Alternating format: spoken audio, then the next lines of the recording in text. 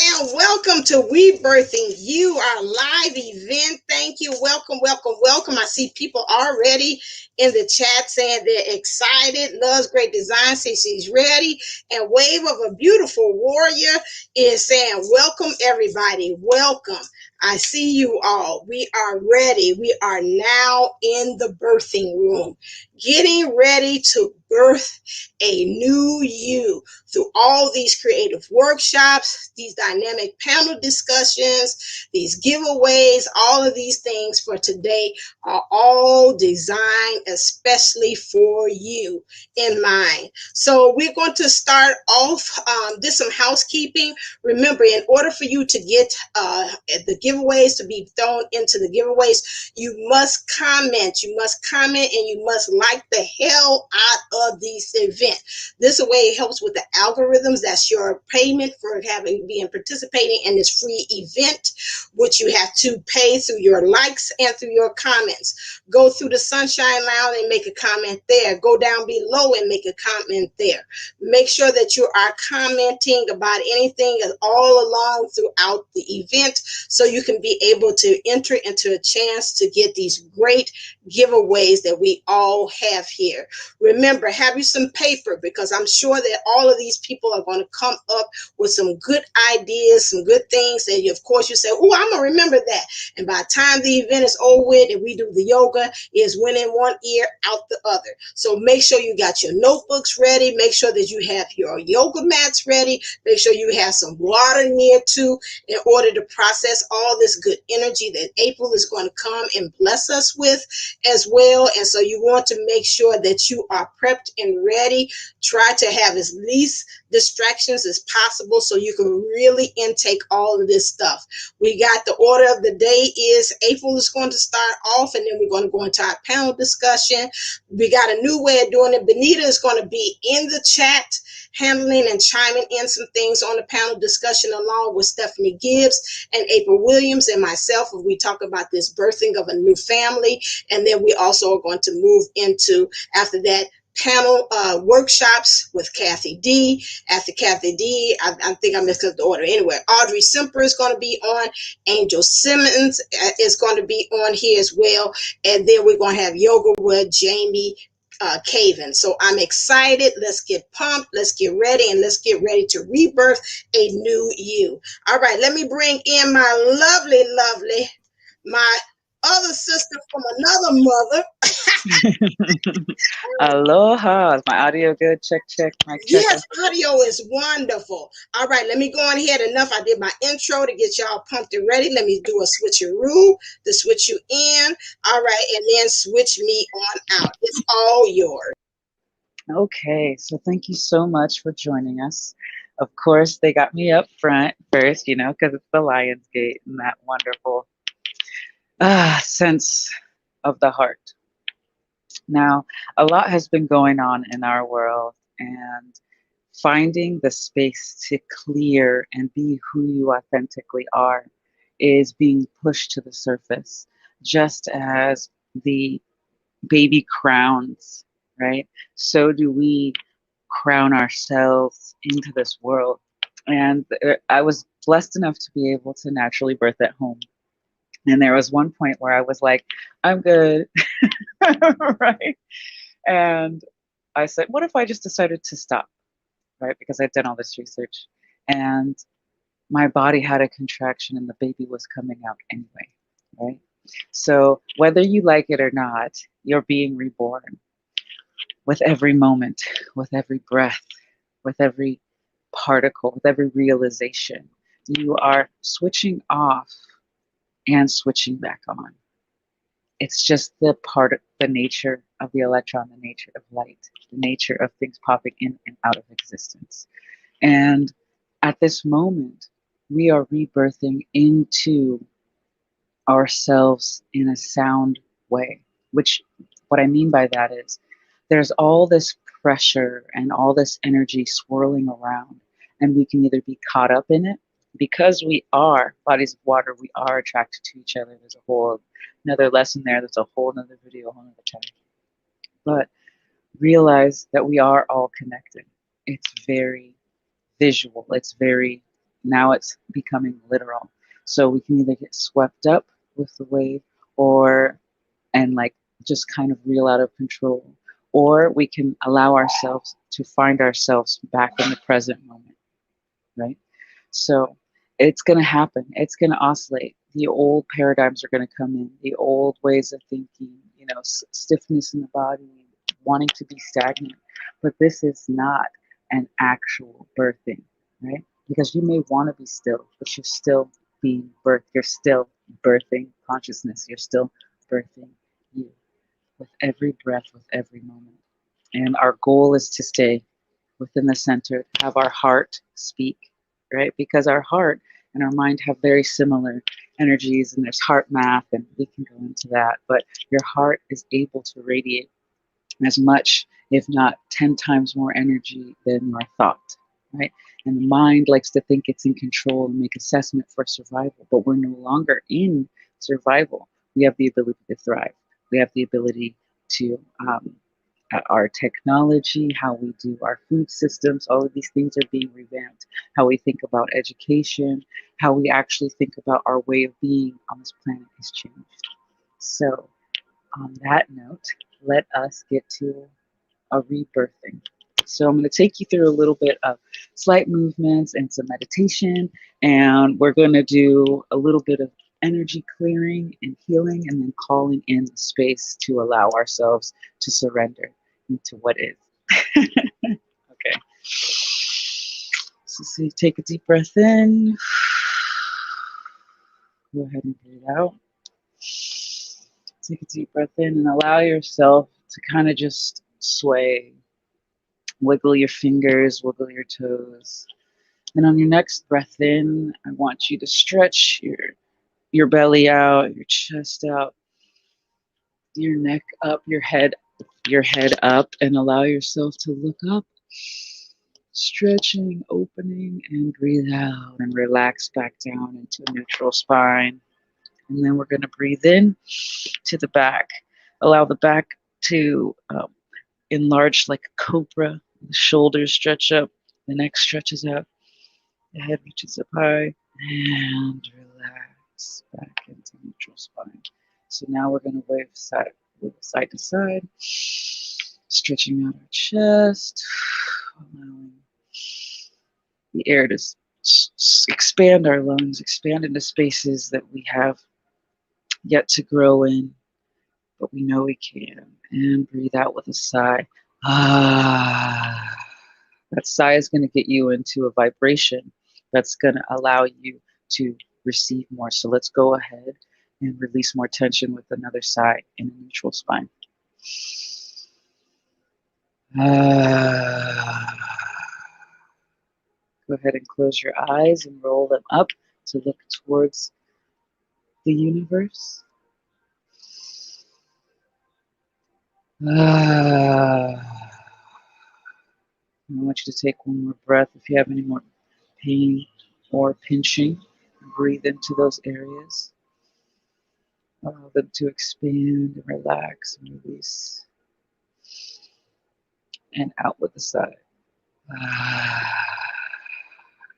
So we're going to come back to normal breathing. We're just going to feel the energy around us, like our skin. Just let it feel on a surface level. And then if you can, imagine a bubble or a ball or egg of light around you. And this egg of light goes, it's very thin, translucent shell.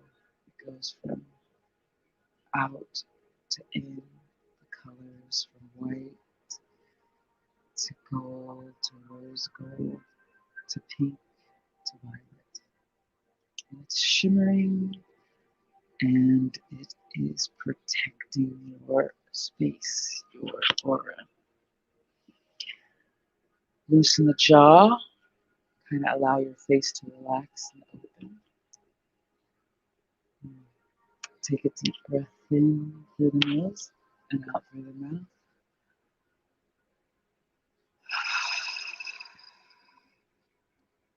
Now take a deep breath in through the mouth moves, imagine a light coming from the universe, floating in you like a cone from the sky of white, golden light, radiating around your shell, piercing in through, straight to the top of your crown. Allow this energy to roll in and sink into you, into the first eye, into the back of the throat, in behind the eyes, and down through the heart space, through the solar plexus, behind the navel, into the sacral, now to the root. Now it starts to flow from squeeze your buttocks, your lower dantian, that muscle, the pelvic floor, and relax. And squeeze and relax, milking in this light from the universe. Now the light starts to spread from your heart to your shoulders, down through your biceps, your forearms, and into your hands. Rub your hands together.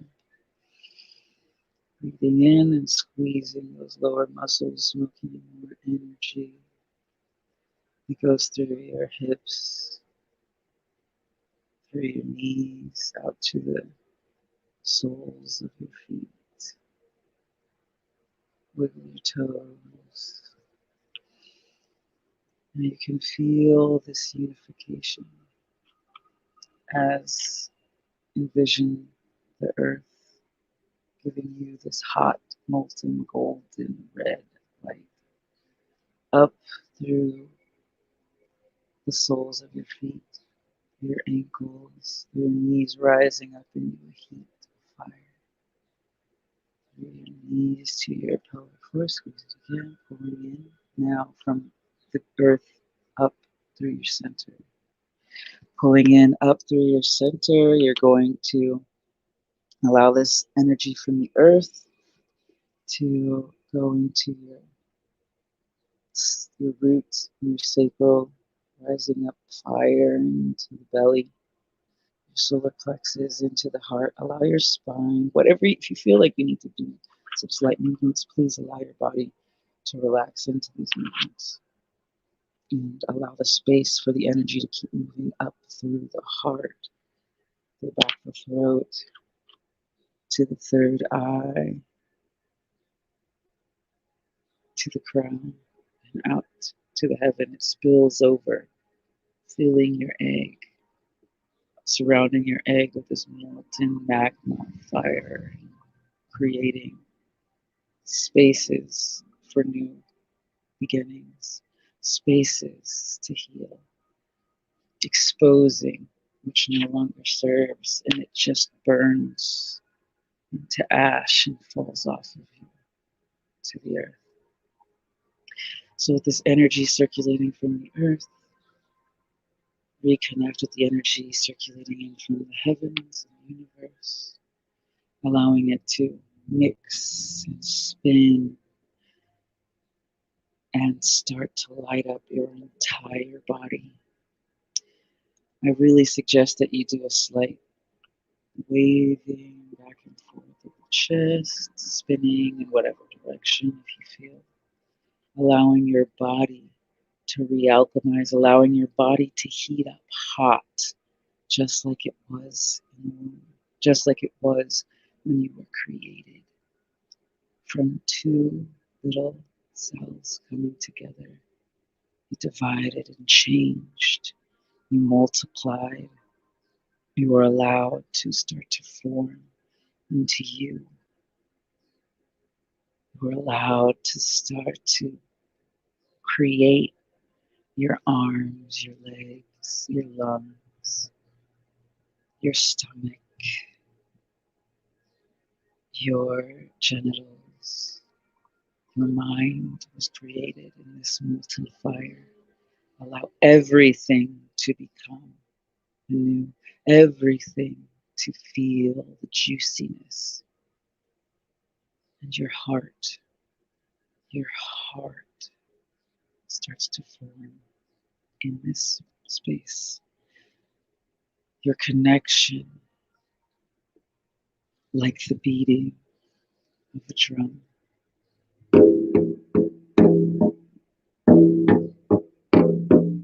To you, allow yourself to become new. The earth and the heavens created you here on earth right now.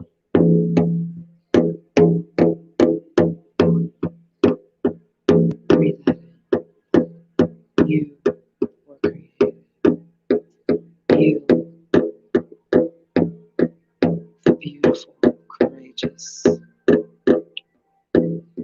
all knowing, all feeling, all seeing. Now it's time to remember who you are, your power, the magic and the mystery that came together to form the ever so complicated yet beautifully made you. Take a deep breath in. Allow yourself to start to feel outside of your heart. Fill your breath, fill your lungs with air, giving you the breath of life. Squeeze your abdomen, your core, knowing that you are safely created in a space that was all your own.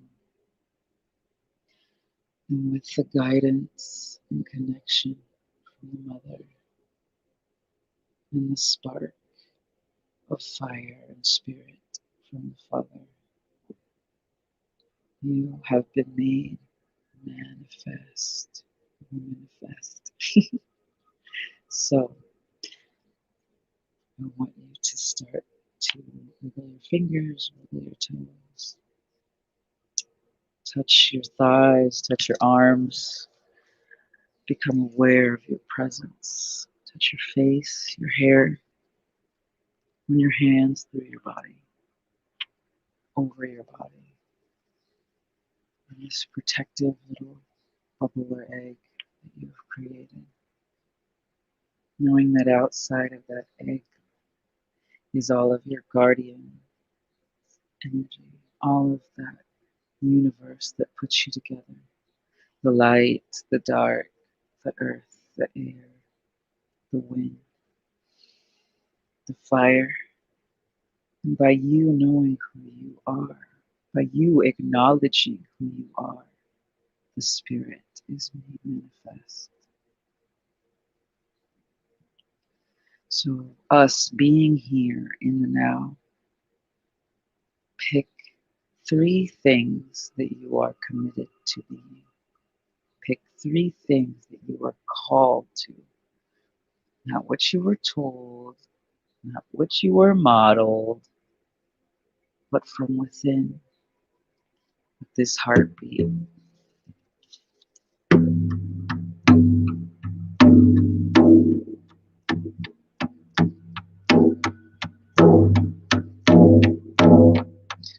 Who were you here? Who were you called here to be? It wasn't just an accident that you were created, although it may seem like it at times. It may seem rough. It's right. But it shows to be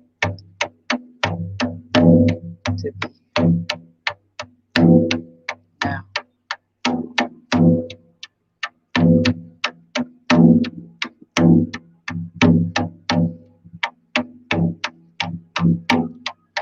Loosen your jaw.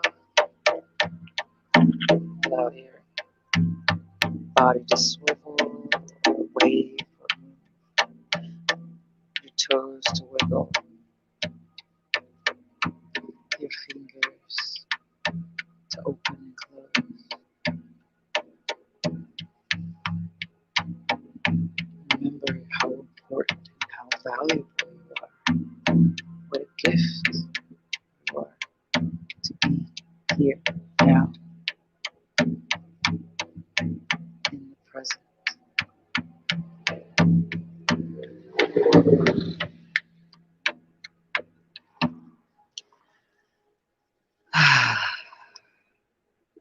So that was a gentle way. Go ahead and wow. Hello. Rub your hands together. Wiggle your toes. Let the sounds around you and the awareness, your hair touching your body, your cloth touching you. Rub your hands on your arms and your shoulders, your face. Let your energy come back together in this form. Open your eyes. Do a little do a little shimmy with the shoulders. Because we're dancing in life. What? We got this. What? We're worth it. What? Yeah, we are. Okay. So let us be here. I'm excited. I'm excited, right? Because I can feel us coming to. You see, the key about being in the now, the key about being successful in rebirthing yourself is to realize that the old parts of you come with you. And on a scientific level, that means that all of your ancestors are with you. That didn't sound scientific at all, did it? Your DNA carries memory. And it was given to you by your mother and father. It was given to them by their mothers and fathers. It was given to them, and so on and so forth. And since the beginning, the spark of life, of time. And we are in a state of being able to recreate that by remembering our beautiful cosmological makeup. We are able to let that color our world, right? So it's not to just hold on to the resentments and the hurt, because pain tends to be very prominent and very noticeable. And we forget about those pleasurable experiences, those things that we actually really enjoy and love and cherish about being here now. So I want you to think back to those three things. Go ahead and write them down somewhere. Three things that you were brought here, or that you're here to do, right, in the now. When you were closer, and if those of you who have children, I highly suggest doing this exercise with them. It doesn't have to be three things, but they all came in with a mission. And I remember my baby babbled some stuff. I was like, "Do you remember what you came here to do? Do you remember your mission?" And he sure as heck did remember at that time. But the world can be a beautiful, wondrous place full of awe and distraction. And because of that, we need to take the time to remember, to recenter, to rebirth. And anytime you see or feel yourself in that space where this is not where I want to be, this is not what I want to feel, this is not what I want to experience, go back to, what am I here for? What am I here to do? How am I here in the now? And call back your power from that moment that you lost, from those minutes or that hour or those days where you let yourself go through a dark suffering, right? Because it's not about the pain to create the experience. It's about the harmony of the self and our interaction and harmony in working with our space, our planet. Hey, baby. So it looks like somebody just got up. Yay. So he's going to help me with the end of this here meditation. So now is our time to call for our power, our energy. Now is our time to be present. Did you sleep well? Did you have any dreams? Do you remember them? Did you sleep well? Did you have any dreams? Do you remember them? Do you remember your mission? Anyway, I want to invite Divine Sunshine because I can't see the lounge. I can't see if there's any questions. I can't see if there's any. The point is to be embodied, right? So I want everyone to start to bring and cultivate that energy into their embodiment. There's going to be a whole lot of release pain, right? Because the heart has these traumas, these things here. Okay. Yeah, I'm looking in the chat here. Just everybody say it's beautiful practice. Let me see. Scary. Also, it's scary. It can be scary when you're working on your shadow He self. is It so can right. feel dark. He is so right. It can be scary. Oh, Wave of Beautiful Warrior said that she felt several of y'all sacral and solar clearing and drink some water. That's what I told you. I said that beforehand to watch it to make sure that you're drinking your water and partaking that because of all that energy. I felt it beforehand that we're going to have a lot of energy clearing as well. Okay. Let me see. Is there anybody else? Somebody was asking about did we have to take a smoke before? I was that. Said my You can mind. take a smoke right now if you want Yeah. Campbell said my mind is running like a monkey. Did you? I got it. We should smoke before or after. So again, to get Well, it ourselves depends in on line. what you smoke. You can smoke during. Right, that's true. Or you can sage and smoke your atmosphere again to sage it to make sure you're clearing out any negativities too. That's another way of looking at it as well. So that's how we can be able to look at it. Well, Yeah. smoking, I'll just put this out there. If you feel the Okay. need to smoke, if you feel the need to smoke, the odds are pretty good that you're suppressing a lot of tears because it kind of covers the lungs. Okay. But it also, depending on what it is that you're smoking, like tobacco offers a very masculine energy, a very clearing energy, and it Oh, can be utilized for all kinds of practices, right? oh In wow. terms of grounding. So if you're feeling really flighty and you don't like eat meat or anything, you Mm-hmm. can have a little bit of tobacco. I'm not condoning like addictive behaviors. I'm saying how to use herbal medicines. Just saying. Right. I'm just saying. I'm asking for a friend. Actually, I was asking for a friend. Yeah. Uh-huh. But marijuana can be used to help cultivate self-esteem and stuff within my yoni steam practices, which I did today before the live, and I did some yoni egg practices to kind of help get my energies flowing and everything going. There's a lot of stuff.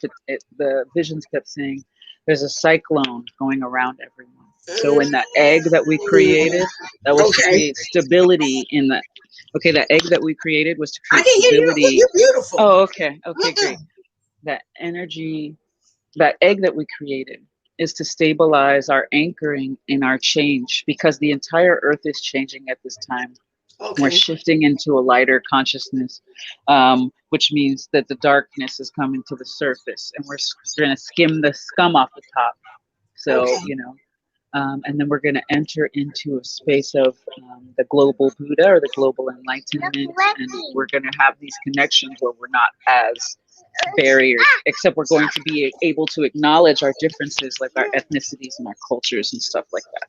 Oh, okay. And so we're anchoring that in. Yes, but everything might feel like it's going like a tornado around us. But as long as you're acting from your heart space, our entry into this other place, this other realm is going to be very smooth. But you need to choose to lean into the discomfort of the change. You need to choose to lean into those places where you feel as though you can't do it or you're shy or you're weakened.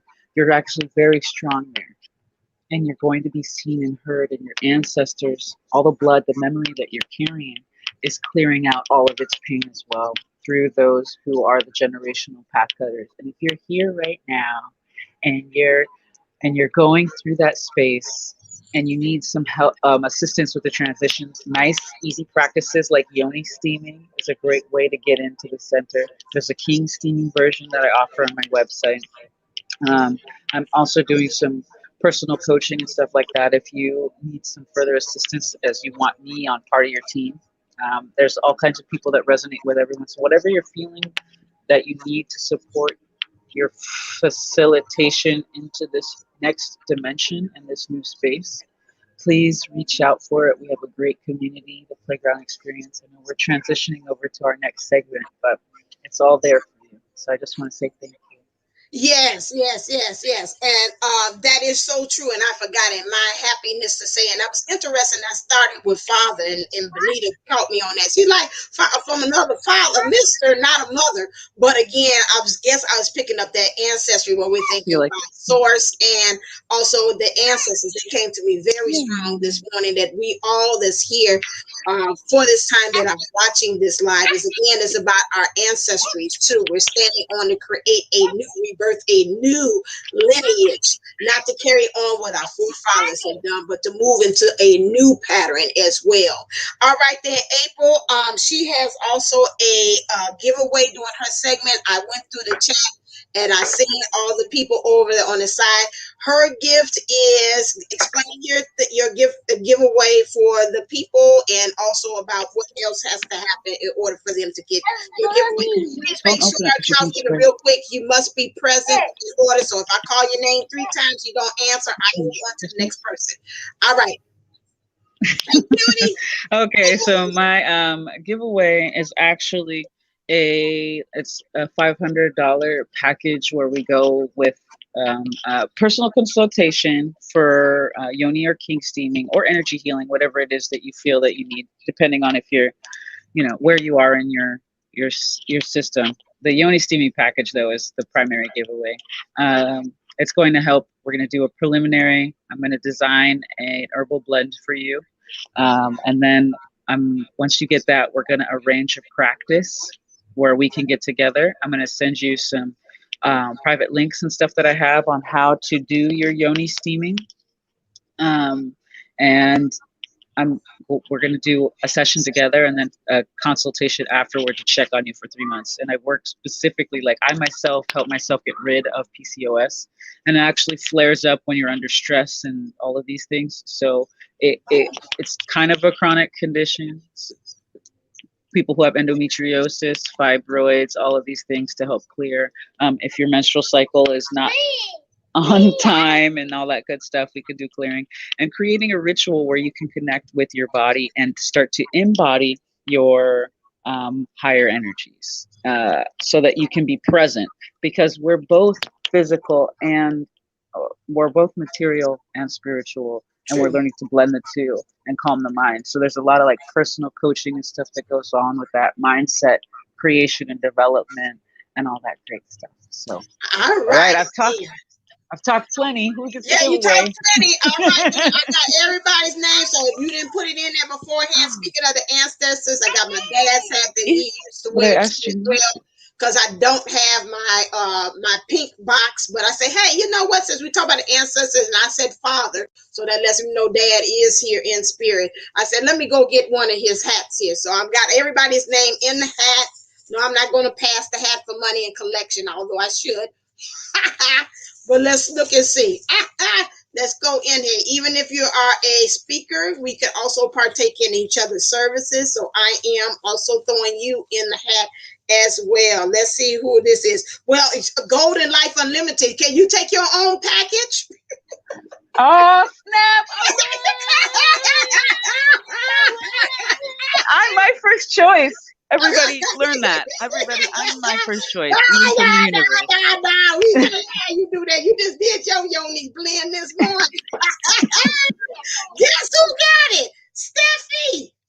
Yay! You're gonna love this. Yay! Steffi got it. Look at Steffi. She said, woo! Stephanie got it. All right, then Stephanie, Yay! now she got the Yoni thing, kids. Don't Yoni's thing. Remember, comment, like the hell out of this event so it can go with the algorithm so people can find us. And also so you can enter also so you can get a wonderful giveaway from one of these speakers. All righty then. Let's move right on into our next one. Hi, Jeannie. Let's move right on into our next segment, which is talking about family. Family. We are family. We are family. But yes, I got my sisters with me and my nephew. All right then. So I want to start off with, because we know we keep on talking about it spiritually in the spiritual world, how there is a new generation that's coming in, these spiritual babies that are coming in as well. I got April Williams here because she's always talking, and she gave a little sneak preview on the playground experience yesterday about where it starts from the process of the birth. That's almost similar like we do at our school. We always say education starts from the corner to from the womb to the corner to the classroom. But it's also talking about this, the whole process of where we learn these behaviors and how we find ourselves expressing who we are. But Stephanie is right there in the trenches. She's a family counselor, if I'm saying it right. I want to say therapist. I must be upgrading you to something else too.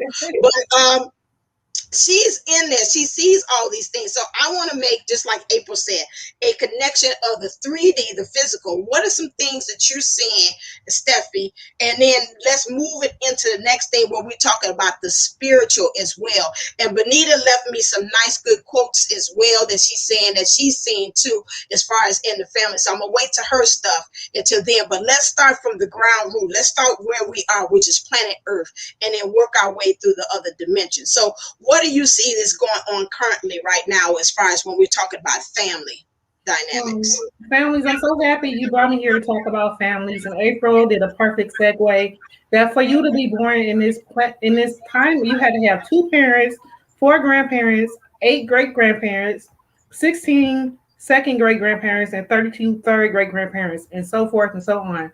So with all, yeah. So with all of those family members going on, they pass down from one generation to generation. The way we act, the way we think, the way we feel, all those things are passed from generation to generation.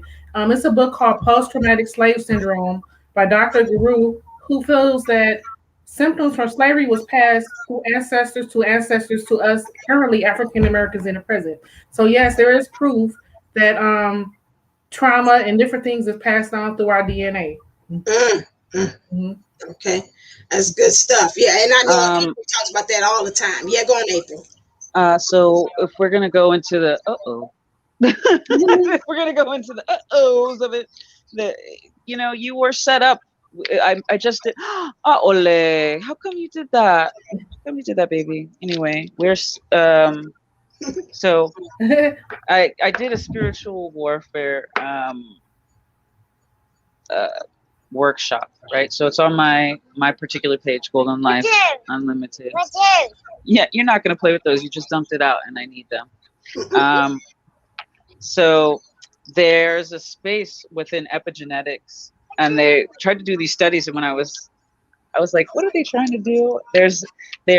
They were trying to marginalize the African American community, especially when looking at the prison system and look at African American males and aggressive behaviors and all of this stuff. And what they tried to do was say, oh, well, look, here's all their aggressive behaviors. This is all shown epigenetically, right? Because when you have the hormone cascades, your DNA opens up and shows these proteins, right? They say, hey, unlock me faster. We're needed because of survival, right? So this is what they need from the prior generation. So this is what we're going to give to the next generation. And so when you're looking at slavery and all of the mistreatment, all of these things have built up markers of anger and aggression. And then also with like in terms of survival. And so when they put them, then they group all these people in prison where it's one of the most aggressive like survival places. We're going to have to come up with a whole rehab situation for people who are healing from the jail systems, the prison systems, and the military complex, because there's a lot of breaking down of the individual No, baby. Here, um, uh, let's see.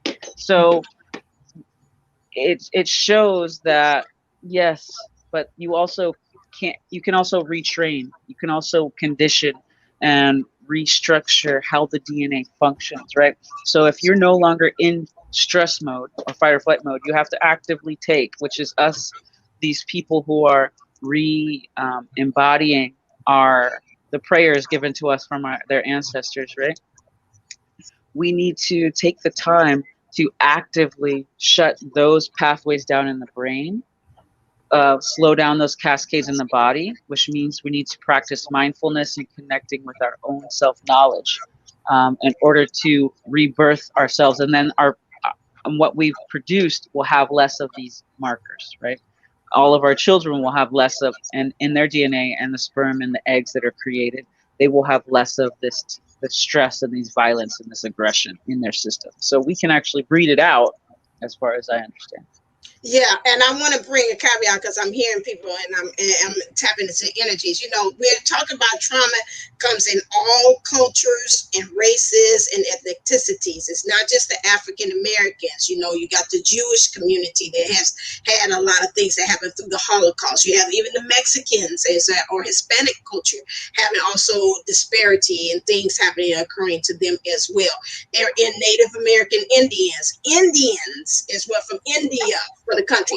Everybody has, in some type of form or fashion, had the mistreatment or a trauma that has occurred to them. So that's all of us. If you go on ancestry.com or whatever you take there, everybody has a little bit of everything. So you'd be surprised how that underlining things, and if you could take even surpass that, even past life experiences where we've had past lives from other cultures that's also ingrained in us as well, and we don't know how that's going on. So keep those things in mind too as well. Stephanie, was there any other facts that you had there? Because I like that when you say I didn't know so many. When we talk about standing on shoulders, we're literally standing upon shoulders upon shoulders upon shoulders to get us to where we are. Yes, and like you were saying, like all the cultures and nationalities have experienced trauma. I heard a quote that said, "If trauma can be passed from generation to generation, so can healing." So going with both of you saying that we can start a new paradigm, we can start a new cycle by working on ourselves and healing ourselves. Because when we work on ourselves and heal ourselves, we pass that down to our children too. Right, right, right. Just go segue over to what Bonita has said. She said there's several things regarding family ascension that's been brought to her attention, and she's in the chat in the Sunshine Lounge there, which is she says one thing is that the need for us to give our family room to grow once we see them starting to ascend and heal.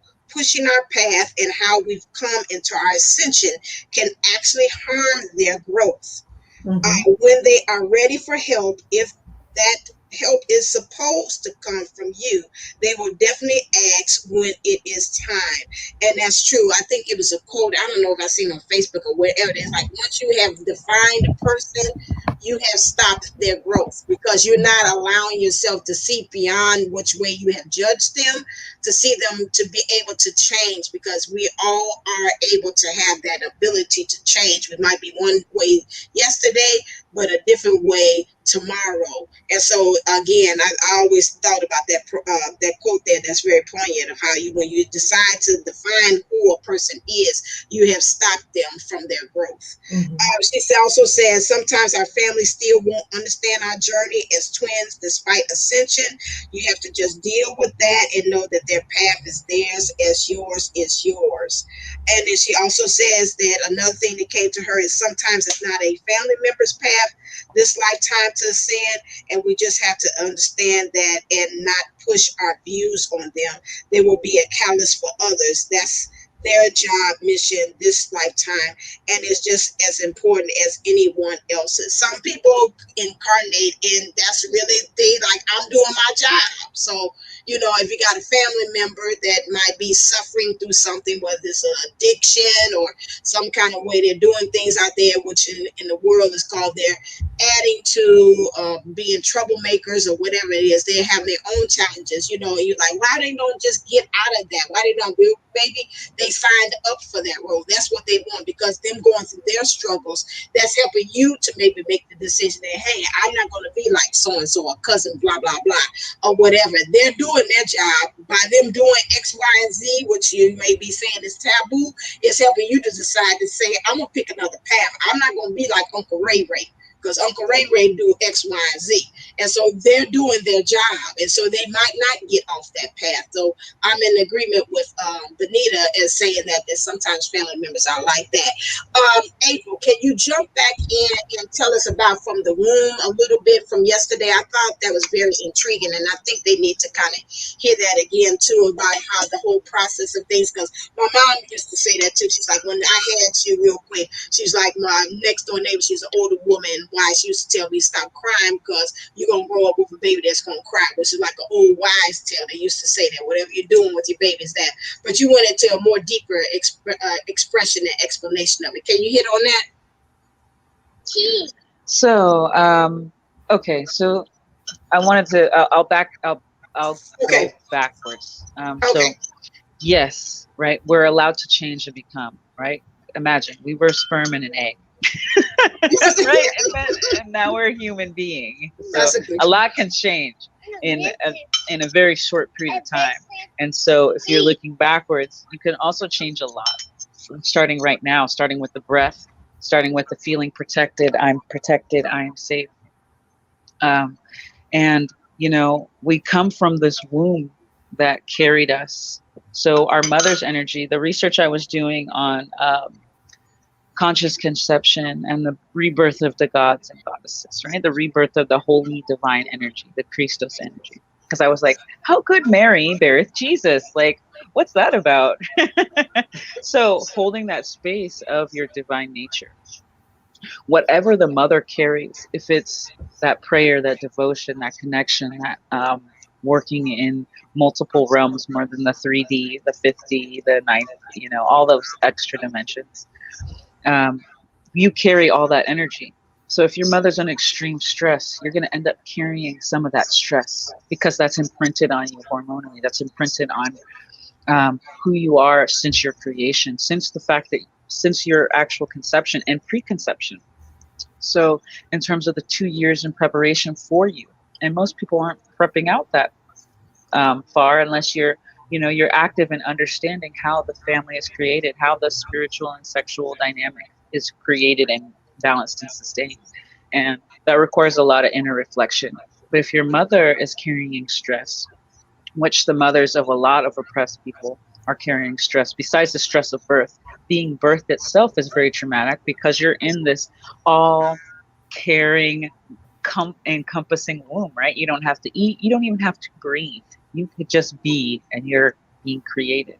And so once you realize how important it is, especially when you're looking at references of messages in water, or, you know, Joe Dispenza, and how you can actually heal your brain and retrain yourself, you need to take that patience that is dedicated and needed, like by the mother.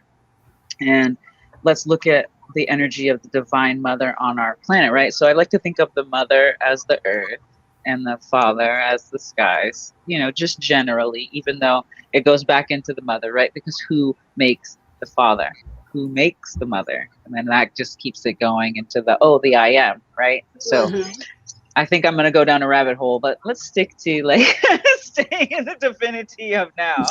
I love rabbit holes, you know me. Let's have that philosophical concept or conversation.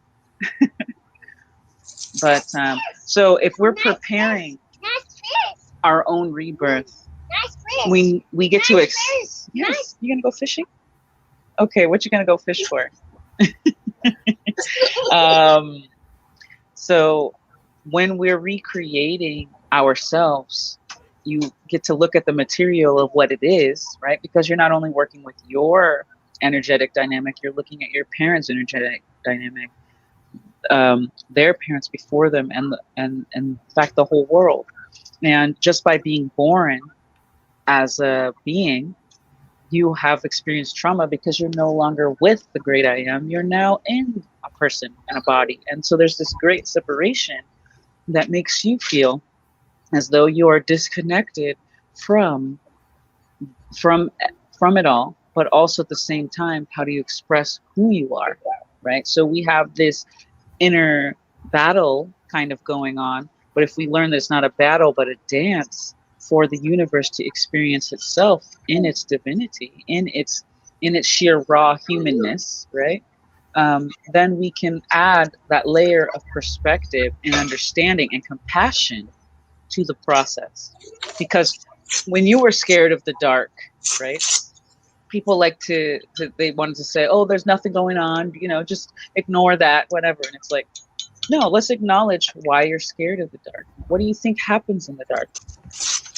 What is it that you are experiencing, and help you value that and help you understand that, and then go into but now let's look into why there's nothing to actually fear, right?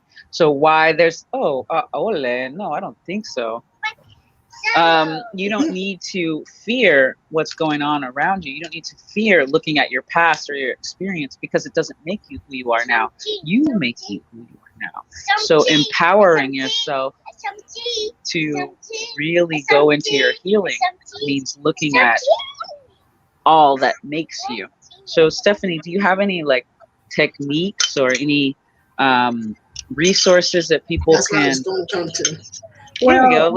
I'll let first, I think before people, start to work on themselves and things, they have to, like you said, recognize where they came from. And some people do come from families, what they call in therapy is enmeshed families, where families don't have boundaries. Children are encouraged to be themselves. Oversharing is occurring. Parents may treat children as friends or confidants, and they may not accept their opinions and beliefs also. In that case, that's where a person has to start working on themselves and then defining themselves. And how that happens is through acceptance, accepting imperfections, don't accept blame, encourage freedom within yourself, talk to other people, your reality, and don't believe in competition. So those are some of the things that individuals can start on right there. Let me put you say a thumbprint, a little tab right there, and an index for that. Those things that you're just talking about are very important, especially for these new generations of kids that are coming in, because they are coming in with I know yesterday April had said that maybe she can't, I know she's going back and forth, but April had said that some of these kids are in their coding, spiritual coding or genetically coding, have rebel in it. They're going to rebel against the norm. And that's interesting, because I had a thing about my own thing about having, and I was saying, you know what, in the center of it is a rebel to go against. It's not in a bad way. It's just like, I'm coming here to change things. And for the steps that you had said right there, and I know that from me teaching with kids, those things of, you just like, hard, it's because I said so, and this is this, and all that kind of stuff. That old-fashioned paradigm of parenting of these kids do not work. And like I said, even the other day on the playground experience to April, and I was talking to the sweet too about these, even animals, pets. The way these pets were back then, these are not the same kind of daggone generational pets that you're dealing with now. These are ones that, the things you say, sit, boo-boo, sit. That stuff don't work with them. You got to have a whole different caliber of patience with them. And, and I'm seeing it's coming in there. It's like, why am I doing this? Why? And why? And why? A whole bunch of questioning. And if you're coming from that old paradigm of parenting, it's like, don't be questioning me, child, or whatever way you do about that. You're going to find yourself bucking heads against your child or your pet. And you might even find yourself having that great big disconnect with even parenting or connecting with your own flesh and blood. So those steps that you said there are very important. So again, for you to understand that openness, respecting them from where they are, finding the way to go with ease and flow with them, but still show them the way. But at the same time, you can't have that hardcore drawing in the line in the sand with these new kids, these new ones that are coming in at Yeah. home. Yes, you are absolutely correct. I'm learning through my sessions and things that children are becoming frustrated with their parents, but also their parents have never had the opportunity to express themselves. So they don't know the words to express themselves, so they can't teach their kids how to express themselves too.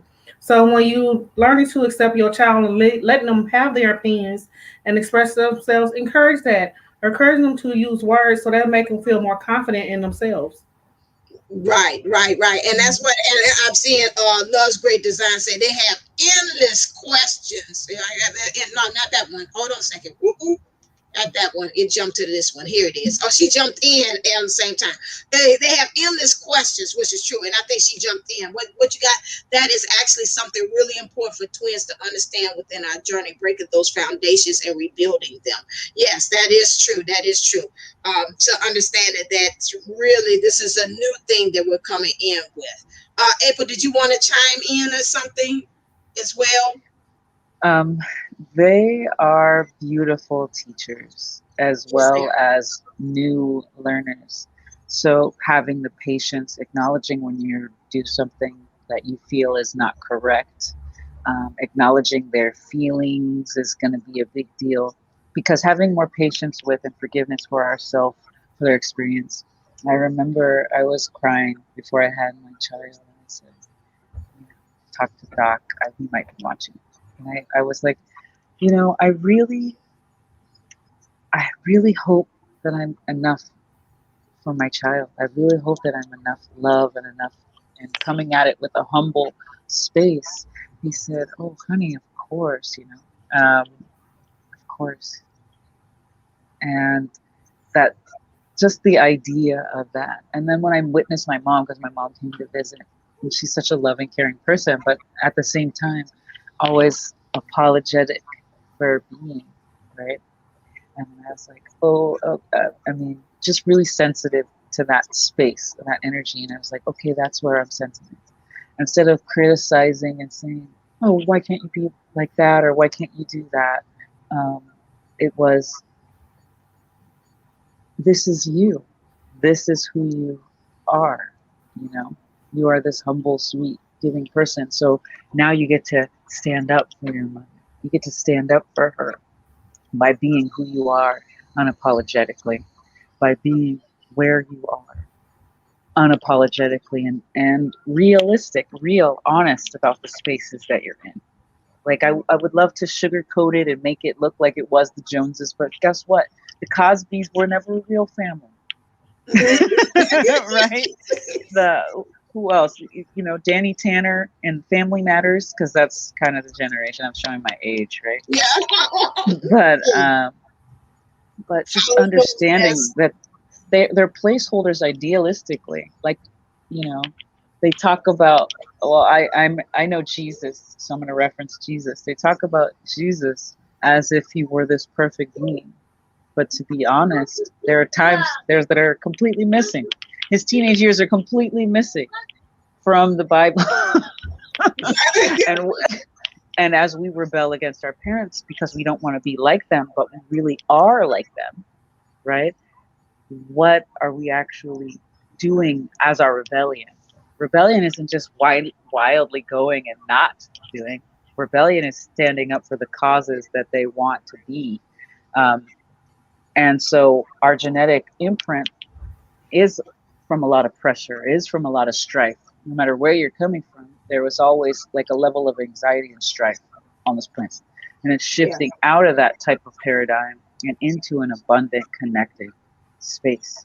And forgiving that so that you can move forward. And forgiving yourself for even letting yourself have the experience, right? Because I'm under the impression that we chose to have this experience, which means I can choose and take the responsibilities to change that. Yeah, and I like how even wait a second, what she got here. What Mimi says that again, her son right now feels comfortable asking her anything and talking about anything, and even tell me where I was wrong. Oh yes, and if you're coming from that old paradigm where it's what I say, you're gonna bump heads, and they really have got to the point that you've got to really be secure and open with yourself. You got to have transparency and vulnerability like nobody's business as being a parent. And when you don't know, be honest. Hey, I don't know. Don't cook up no stuff because these kids got a BS meter on them too. Like beep beep beep beep beep beep beep beep beep BS BS BS. Like what you say? Nothing. But it's like they can tell when it's not right. So don't even do that. So they can be able to honor. I think about when you talk about Jesus in the Bible. It says that when he said, the parents went looking for him, and they were like, he's like, and it was like, here I am. He said, well, didn't you know I'm gonna be about my father's business? It's like, hey, I'm on the Just a cause minute. I was sent here for. So I'll that's the get it for same you in a thing. minute. So that's how we know that again. That trying to move. Thank you. That's how we know that some of these kids are going to have that same finding that Christ likeness, which is again, I'm going to do what I am sent here to do. Rather, it goes with your program as a parent, or it does not. But all I need you to do is to kindly show me Ah, the way and be there. What happened? I was just like, oh, it's like you capping on somebody. Oh, well, I'm going to do this. I'm here on my mission, whether you like it or not. Oh, did I hear that? Oh. That's what they're saying. Steffi, I'm gonna let you wrap it up because we talking. I want to say, is there anything else from the other thing standpoint that we need to know as well? Well, how you can build confidence in yourself is start inside. It's an inside out job. Have an ally or support system that can encourage you. Read books and learn. Do self help books. Watch YouTube videos.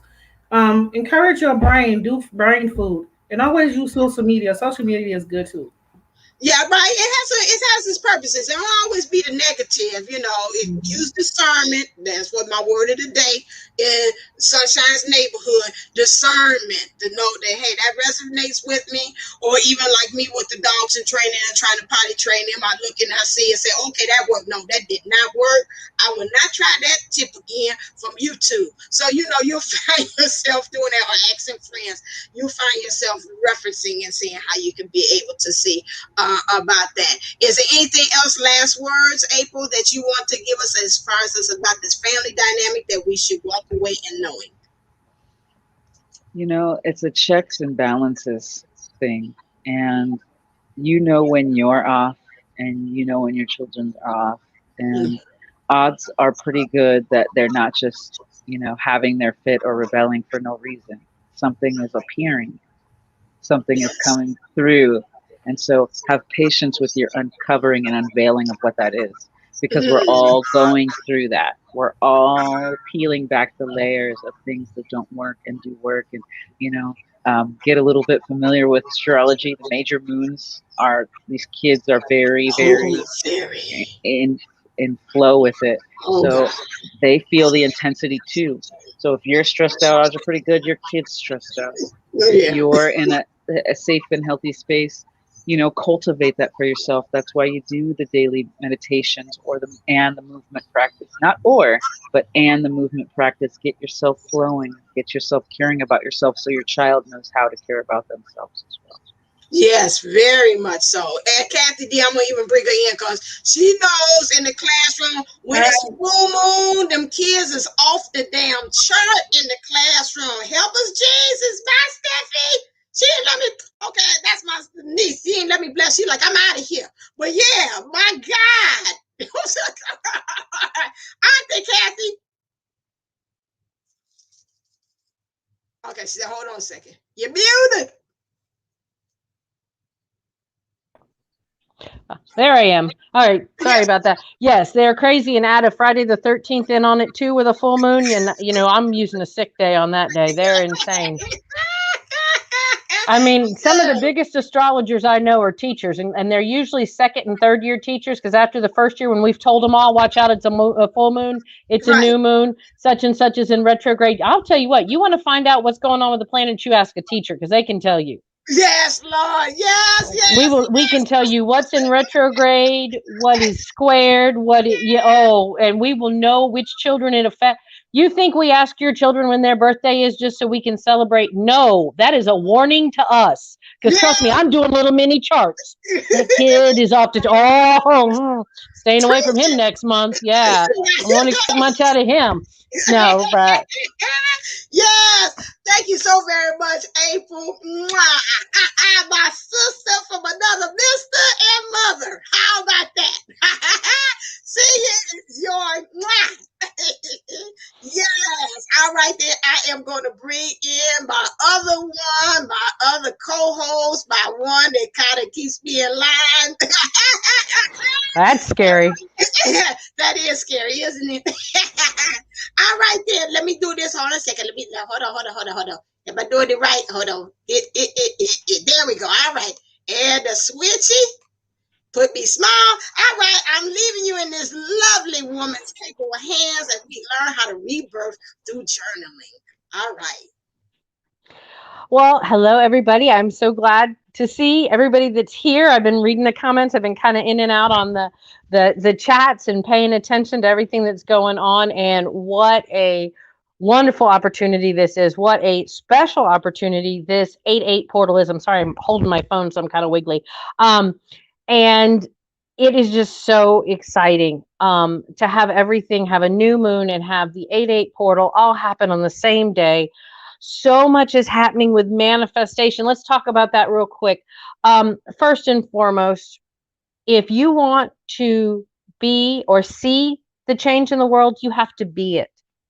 So if there's something you don't say like about yourself, say procrastination. You know, you do it, you've done it, it's always something like that, then that's something you need to change. But then we also get put in these points and positions in our lives where we've been told we're that. We've been told we're maybe stupid. We've been told we're not the smartest. We're not going to succeed because we're too old.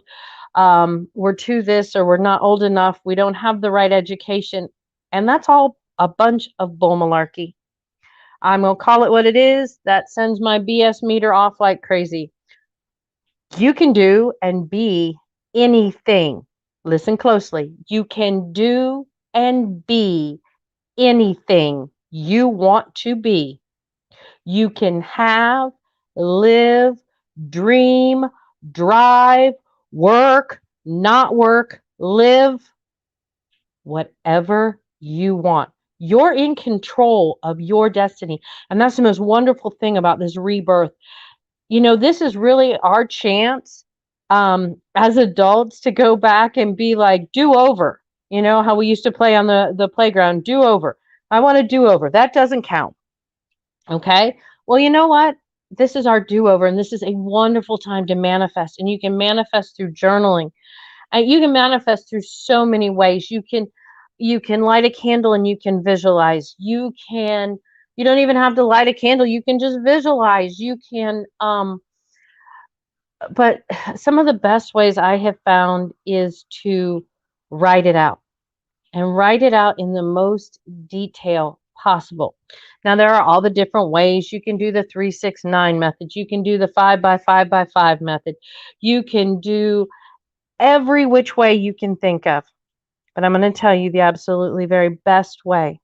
The absolutely very best way is the way it feels right for you. Not what anybody else says. Because what works for me might not work for you.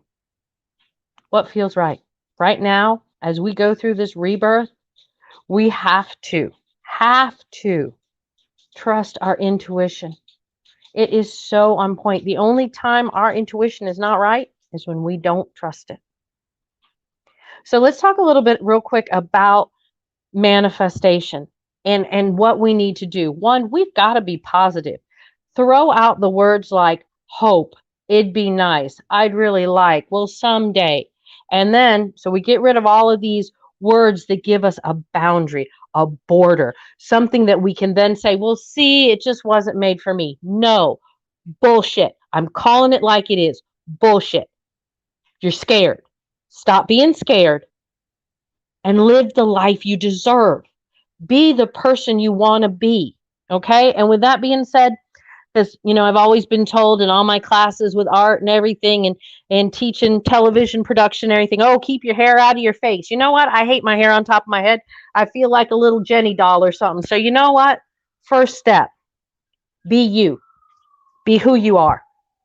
You know what? I got a bunch of curls and I got fuzzy hair, and that's who I am. And I am proud of it. And you know what I found out this weekend? That my 16-year-old is proud of who I am, because I took the time to find out who I was. I now enable her to be who she needs to be. So with manifesting, how do we get there? How do we get to this point? Who are we? Where do we go? Well, we start with our journaling. We start with our journaling and we write out a list of what do we want to change, because change makes it sound like there's something wrong with. What do we want to improve?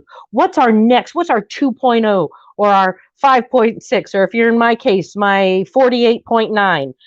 What is your new version? Actually, Bonita and I were talking the other day, and we were talking about Stevie Nicks, and I always said when I got older, I wanted to dress like Stevie Nicks. I wanted to be like Stevie Nicks, showing my age. April said she showed hers earlier. I'm showing mine now. Well, the funny thing is, you know what? You know why I didn't and act like or dress like or, take on that persona when I was a teenager of Stevie Nicks? Because it was frowned upon. I was told that's not how good girls act. It's not how good girls dress. That's not how good girls behave. What? Where did that, who made those rules? Okay, we've got to make our own rules. So when I say I want you to make a list of things you want to change, I want you to make a list of the things that you want to make yourself. Who are you? Are you Stevie Nicks? Do you want to wear a shawl and dance in a circle? Then do it. I personally want those boots that look like they hook into her pants and they're all crunched up, in the high heels, because, I'm kind of short like Stevie. So I would take that. But what do you want to do different? That's the question. What do you want to do different? What do you, that maybe you've been told you couldn't do? I was told when I was in kindergarten, my parents were told, and I actually saw the paperwork, and I kept it in my office for so long when I worked at the newspaper, especially the Miami Herald. And it said that I was learning challenged, that the best I could do was manual labor, i.e., stuffing envelopes. Do you know why that was? It was because I was bored in class, but my IQ was so high, they figured there was nothing they could do with me and I couldn't learn. Now, I was very blessed and I was very lucky that I had parents that decided, no, that's not our child. Because so many kids are then put in those positions when people tell them that. And that's not me. And that won't be me. Now, trigger, have me be made to feel stupid. Make fun of me. And that's one of my triggers. And that's something I know I have to work on. But that's still me. I'm a work in progress. We're all a work in progress. If we're not a work in progress, I want to, like that one quote says, I want to come sliding in the ninth inning to home base, torn clothes, scabs on my knees and my elbows with what a ride when I leave, this earth in this meat suit. I don't want to bring it back pristine. It's not supposed to come back. It's disposable. Okay. It's like washing a paper plate. I don't want to. I think socks should be disposable too, but that's a whole nother story. But we've got to get to that point where we are proud to be who we are. I'm going to tell you, I have one of the most amazing soul families. I have been so blessed. I had an amazing mother and family, and I have been so blessed to be adopted by my soul family. And not only my soul family in Indiana, but my soul family, Bonita and Divine Sunshine and Miss April and, everybody that we have brought in as our family, because we were meant to be together. We were meant to cross paths. We were meant to link arms and to go through this together at this time, at this place. Where you need to be is where you are right now. Always trust divine timing. So you're never too old, too young, too skinny, too fat, too anything. You know what? The only two you are is you are too perfect. You are you, and there is nobody else in this world like you. The only person you compete with is yourself from yesterday, only making yourself better. I look back now, and I found some writing that I had done in college about, how I wanted to be remembered. And now I look back at it, and I want to be remembered as a good human. I don't want it to be I was a good woman. I wasn't, good this or good that. I was a good human. I did good in my meat suit. And that's what I want to be known for. And that's where I look at all the things that I have been told I couldn't do or I wouldn't do. And now my motto is, instead of before, be like, oh, okay, or yes, ma'am. Growing up in the South, yes, ma'am. Girls don't act like that. Yes, ma'am. Now it's watch me. Stand back and watch me. But I'm going to tell you, one of the most brilliant men I think I have ever met in my whole entire life, and I don't just say this because he is my DM. I have thought he was brilliant since I was 9 years old. I cheated off of him in school. Tells you how smart I thought he was. But he learned differently than everybody else. And it wasn't a bad thing. He still got the right answers, but it wasn't the way the teachers taught it. And he was told he was stupid. He was told it wasn't right. And you know what? He finally gave up. And he agreed with them that he couldn't do it. Now, this brilliant man could have changed the world, and he still will. He's still going to do absolutely amazing things. And I know it. It's just going to be slower than it was supposed to be. But they took his joy. They took his freedom from him by telling him what he could and couldn't be. Who's anybody to tell any of us who we can and we can't be? So when you get out that paper and you get out that pencil and you say, you know what, I want to write the next bestseller book like Harry Potter, then you do. And you do it with every ounce and inch of heart and love and desire and light and positivity in you. And when you get scared and when you stop and when you feel imposter syndrome, you know what you do? My ego has a name. Her name's Ethel. And I tell Ethel to get in the back seat. That's not who I am. One of the best examples I've ever heard was explained one time. It's like a holiday event. And you got that one uncle that's going to come and you have a great time with him. He's a great guy. You love him. But once he gets to drinking, there's no hope. He gets real opinionated, has to fight with his girlfriend, the whole 9 yards. So what do? You plan ahead, right? You make sure the vodka's a little watered down because he's the only one in the family that drinks vodka, and you're giving him more water than vodka all night long, but he's still tasting a little vodka and he's having a good time and everybody's happy because you planned ahead. You knew the disaster that would happen if you listened to what would happen, if you followed through on what you know. If we do the same thing over and over again, expecting a different outcome, that is Einstein's definition of insanity. Take the leap. Jump. Learn. This is our chance. This is our chance. We have this wonderful manifestation portal, and put it in positivity. It's not, I'd like someday, it'd be nice if, oh, if only. We're not talking in fairy tale words. We're talking, I'm making $30,000 a month. If that's what you want to make, then that's what you want to make. Money is energy. I want to have, and not, I don't even, I want to have it. I have, I make $30,000 a month. I have the most amazing, loving relationship. My partner is the most attentive and respectful, responsible, romantic, loving, adoring human I could ever know. He makes me a better person every day. Wouldn't we all love to say that? Then we can, because they're there, they're waiting for us. And if there is a stinking third party in the way, I'm so sick and tired of them. Listen, you control your reality. You do. Not anybody else. You do.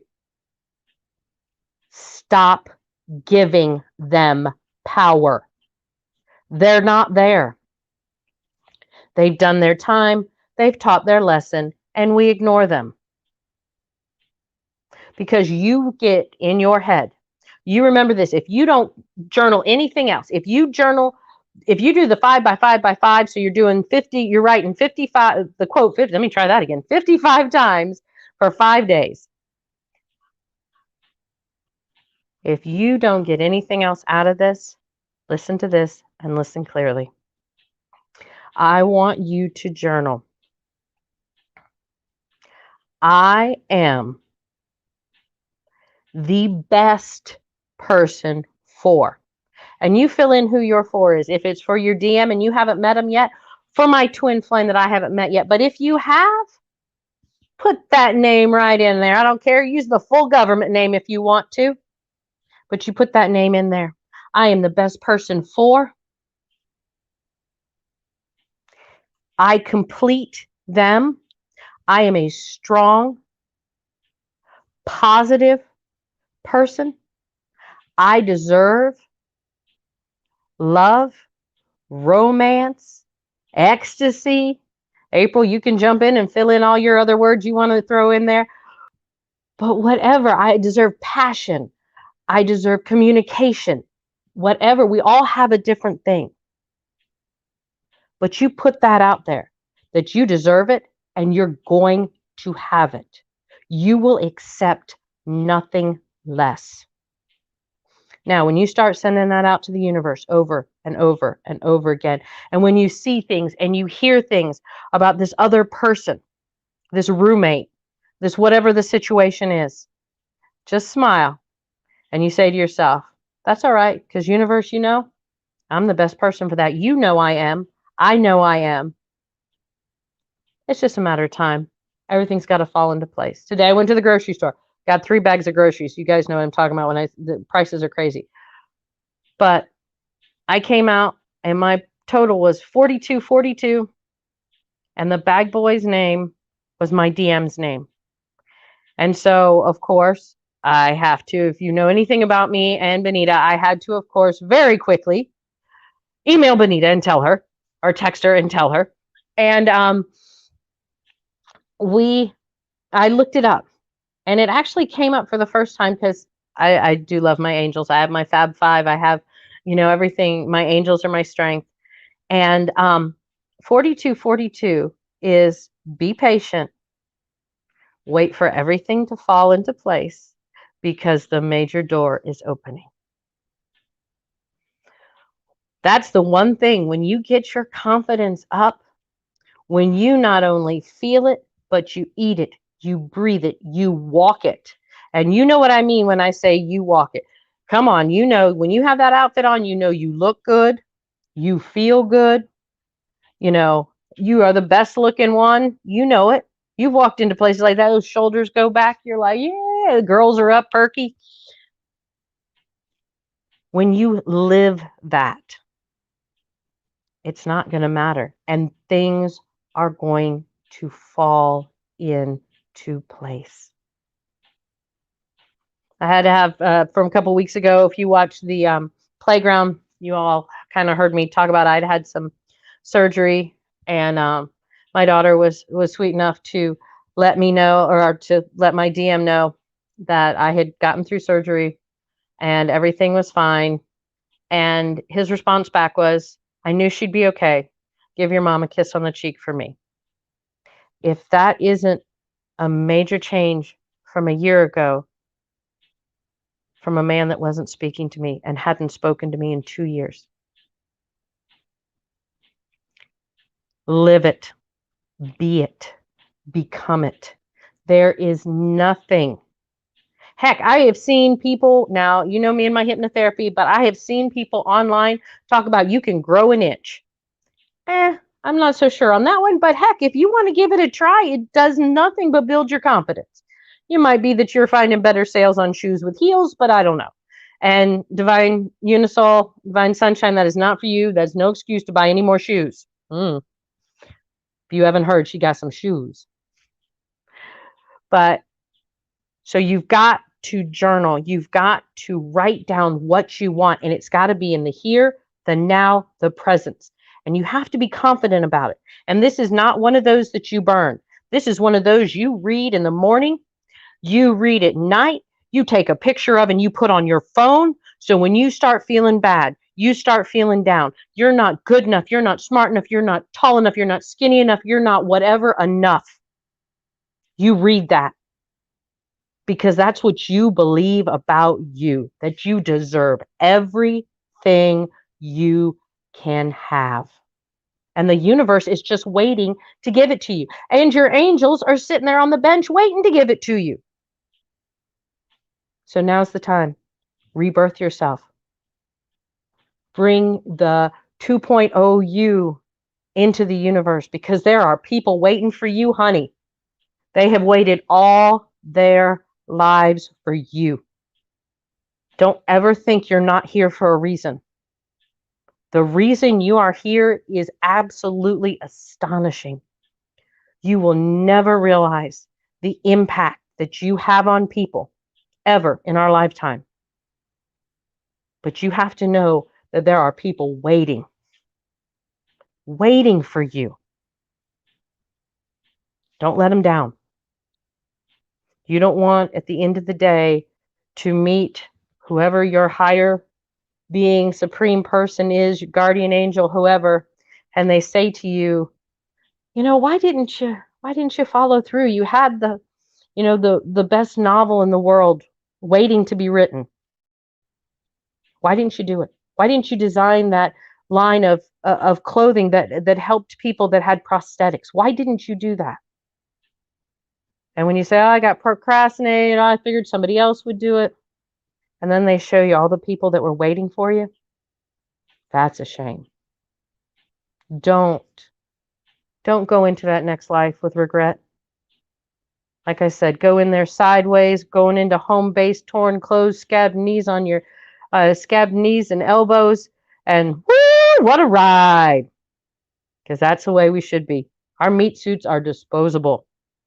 We don't get a refund back for turning them back in good condition. So that's all I have to say, guys. Just be you and be the best and greatest you can be. I love it. Kathy D was on fire. I have a mic. I do have a mic, but it's too much for me to be dropping my mic on the floor thing. But I do have one more thing. Yes. This. Hold on a second. Here's the mic, but it's too much for me. I ain't gonna drop this mic, but I'm dropping it. Boom. Drop the mic. Boom. The mic right there.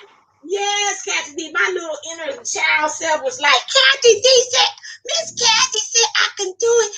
I can do it. Yes. And that's how I feel very good on that. All this good stuff on there.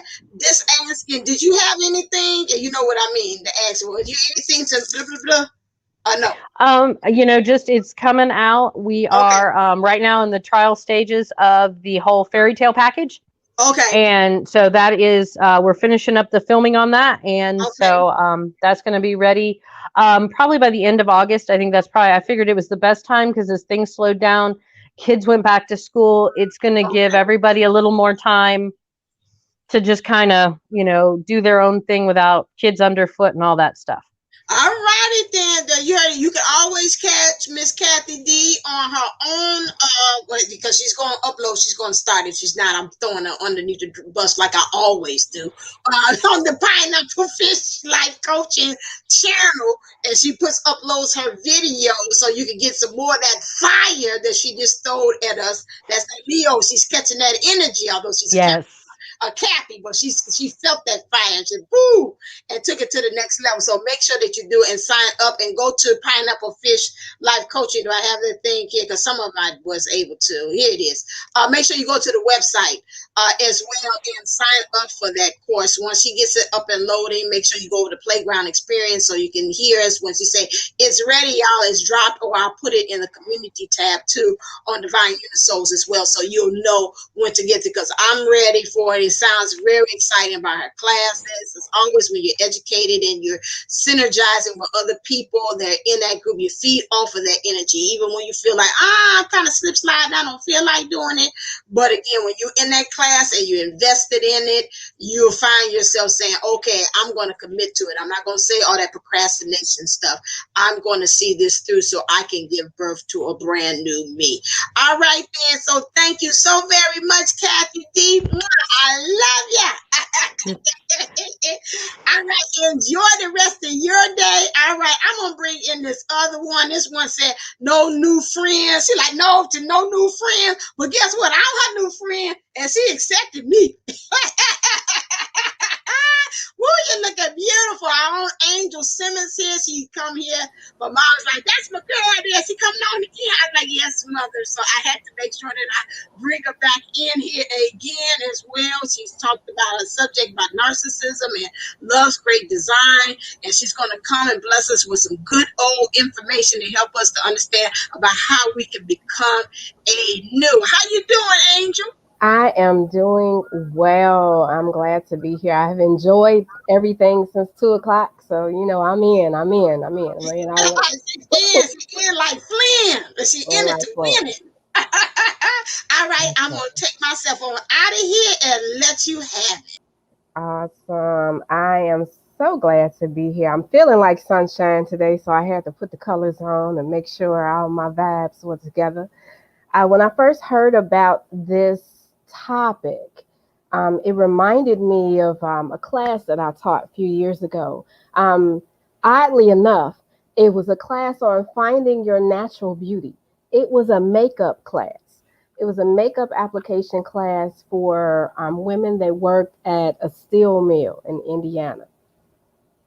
Off topic, I know, but keep up.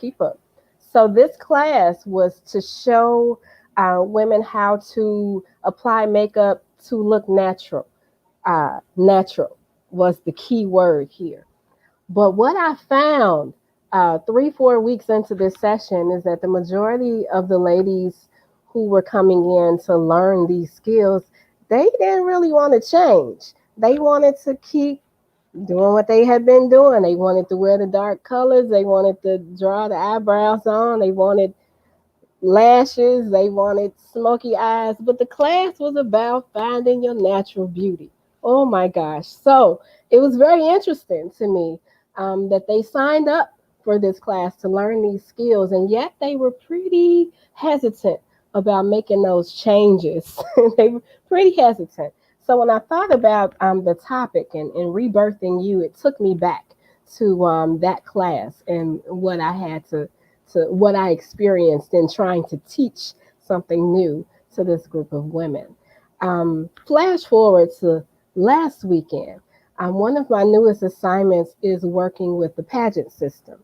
And part of my assignment for the year since the fall was coaching these women and young girls on finding their purpose, finding their mission, interview skills, how to perfect their bios, things like that.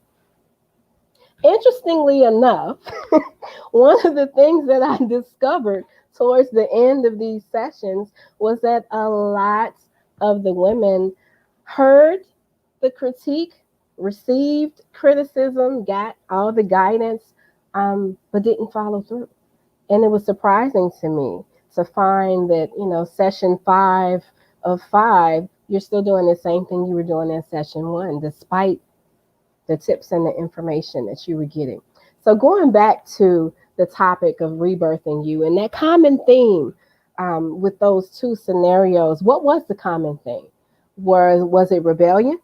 Was it stubbornness? Was it fear, like Miss Kathy mentioned? So I had to pull out the definition because I'm a student. I'm a forever student. I had to pull out the definition of birth, and I'll spare the physical part, but the start of life, the emergence, the beginning or coming into a existence of something. My question for you in regards to birth is, what do you need to start? What is it that you need to start? What is it that you've been holding on to, that you've been journaling about, that you've been taking notes about, that you've been planning in your head for the last year? Some of us have been making plans since the world shut down in 2020.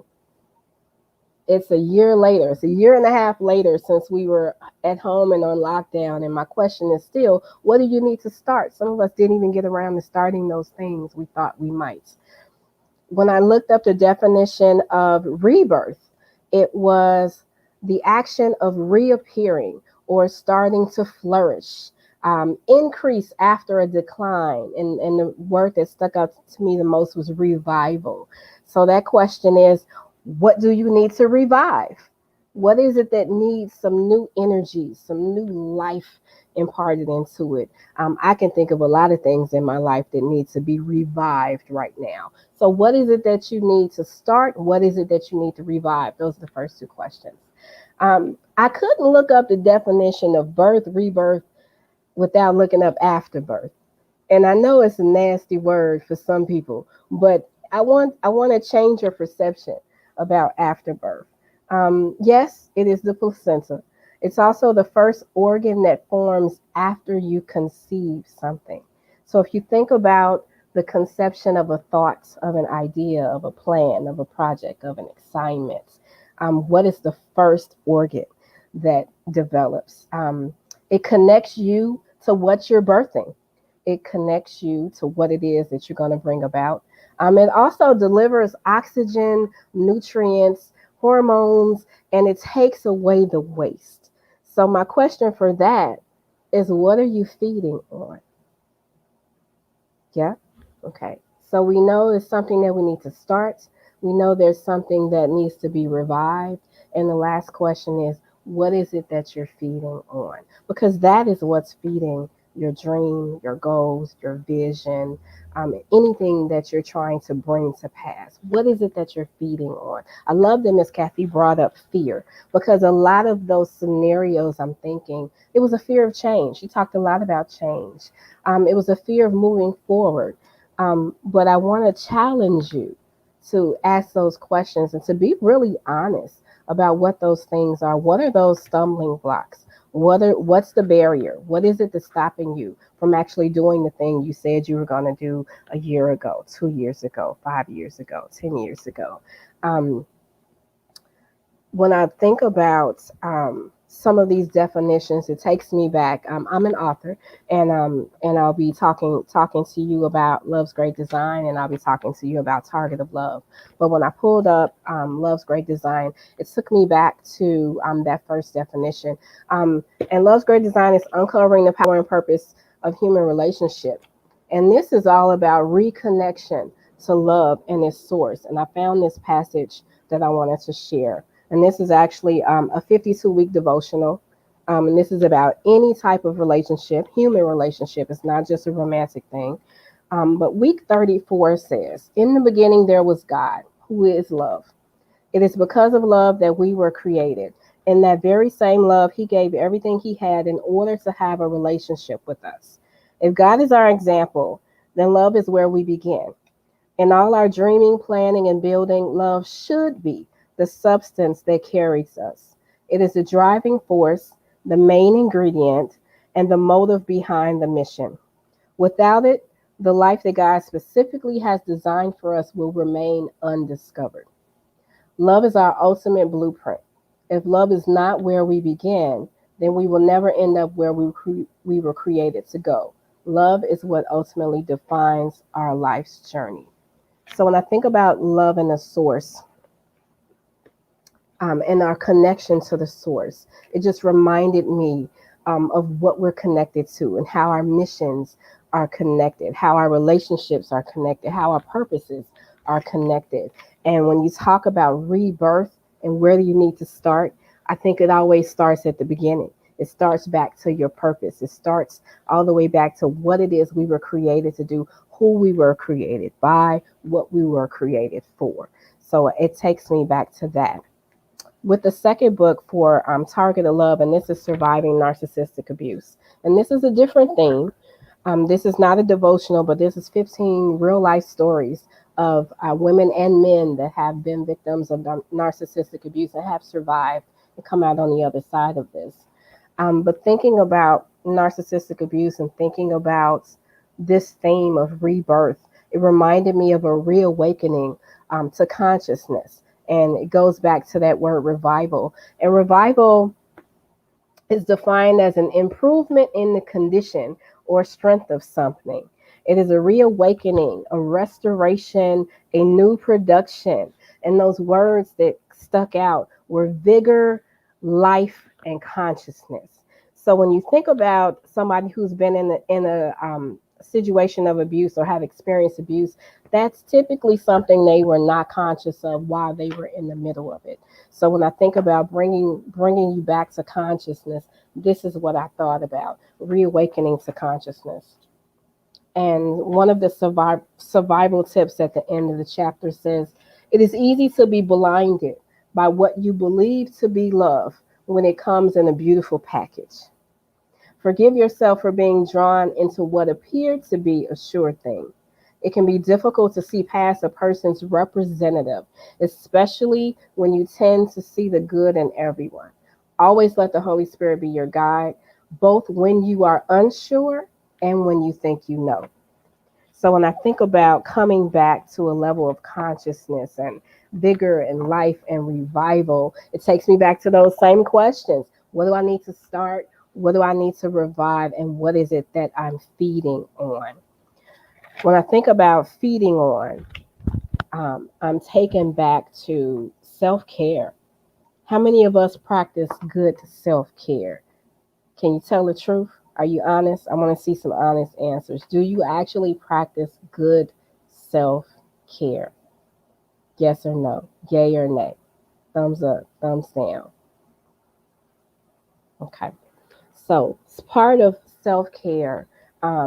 She says she's working on it. Somebody's working on it. I think a lot of us are working on it. One of the things that I did during the first lockdown in 2020, I started being really intentional about my bedtime routines. Someone said no. Someone said she's struggling with it. It's an evolving process. I believe that. I've noticed in the last 6 months that I've reverted back to just going to bed. There's some things that I've kind of lost. I had gotten to the place where I was doing yoga. I would have a cup of hot tea. I would have my soothing music on. The aromatherapy light is on. I change my light based on how I feel. The fan is on. I got my background noise going on. And that was part of my soothing bedtime routine. I might play a little solitaire. I'm going to check my notifications and then I'm cutting the phone off. I noticed, that was part of it. And the last thing I'm doing, I'm on the Bible app, I'm reading the scripture, and I'm dozing off. I've noticed in the last 6 months that I haven't really had time to get all of that in. And there's a few things that I was able to hold on to, but there hasn't been much yoga. There hasn't been, too many cups of hot tea. Sometimes the water's in the thingamabob, and sometimes it's not. And if I cut it on and it's flashing, I don't even bother filling it up. I've noticed that my quality of sleep has suffered because I have not been following that process. And these are just some simple things that don't really mean a whole lot to other people. But when it is a part of your routine, when it is something that you feed on, something that has been an established practice, this is what I do. And trust me, I was getting 7.5 to 8 hours of good sleep every night. I don't know how, because that hadn't happened prior to the pandemic, but I was getting that good sleep, following all of these things. And once I stopped, I noticed I was getting 7 hours, 6 hours, 5.5 hours. And it wasn't until recently when I started noticing, you know what? I haven't been doing these things. I haven't been taking care of myself. I have not been feeding on what I need to feed on. That those weren't able to change. Even things like taking my vitamins in the morning, making sure I work out once a day. You know, these are all things that feed our bodies. What are we doing that feeds our spirit? What are you doing that feeds your soul? What are you doing that feeds your energy? These are some other things that you have to develop those routines for. So going back to those questions, what is it that you need to start? Is it restarting? Is this putting those practices together? Someone said mine has been since November. I go back and forth, doing so well. Thank you so much. Um, Rebuilding those foundations, meditation. Oh my gosh, y'all, these things. We were supposed to talk about that, weren't we? But but things, yes, I see you highlighted. We talked about that on the last episode, but we didn't talk about it after. But things that we said that we would start. What is it that you need to do that would feed your spirit in order for you to live a more fulfilling life? What is it that you need to revive that will aid in your healing process? Part of that rebirth was an increase after a decline. That means something has declined, something has been lost, something has been drained. For most of us, we've been drained, right? So, what is it that you need in order to feed that? And then, what are you feeding on? Um, I had a donut today and half of yesterday's cheeseburger. I believe I had 2 cups of tea. I'm pretty sure my body's gonna be upset. It's not going to be very happy with what I practiced on today based on what I fed it. But typically, I'm having a smoothie. I'm having my nutrition in the morning. I'm having all my vitamins. I'm having hot tea. I'm making sure I got healthy snacks. I'm making sure I'm eating food that is alive, and trying to cut my sugar and drinking a gallon of water. That's typically what I've been doing. Didn't do that in the last week. I had a whole lot of sugar. I took my vitamins, but I took them really late. You know, I haven't had quite as much tea as I needed to. My body is going to decline based on what I have been feeding it. So when you think about your brains and we think about our mental and our emotional and our physical health, all of those things are things that are going to weigh in, and they're going to tell us you need to do less of this or you need to do more of this, or you're not doing any of that. Somebody else is dealing with the sugar as well. Whew. Listen, these are some things that we have to keep in mind when we're talking about healing and we're talking about newness and rebirthing something. It's things that we have to not just put into practice, but put into habit so that they become second nature, and it's not anything that it's not a struggle. It's not a hassle. It's just, this is what you do. It's bedtime. This is what you do. You get up in the morning. This is what you do. You know, it's summer. You know, we need more water. You know, we need more fruits and vegetables. This is just what you do. You want to have glowing skin. This is what you do. These are things that should be second nature to us. And at some point, we let life and the world and distractions and trauma and fear and anxiety and all those other things come in and disrupt what we do. So some of these things that I listed in the Target of Love one of the last, yeah, this was the last chapter, talking about creating atmospheres of peace and harmony in your home, in your car, in your workplace, to give you a constant sense of calming energy.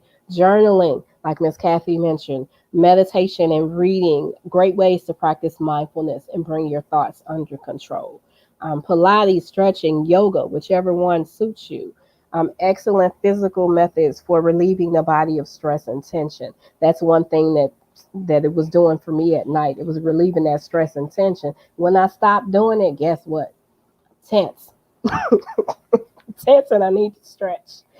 Self-defense, martial arts, and horseback riding, empowering exercises to give you back a sense of control. Who would have thought being on a large animal gives you a sense of control? Try it. Try it. You'll find out.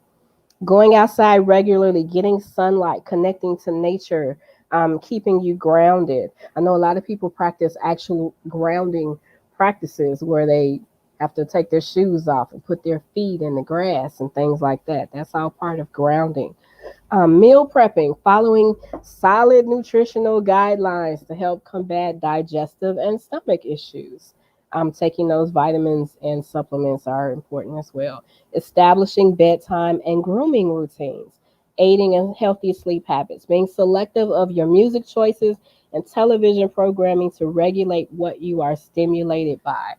And the last one I'll mention, spending time with supportive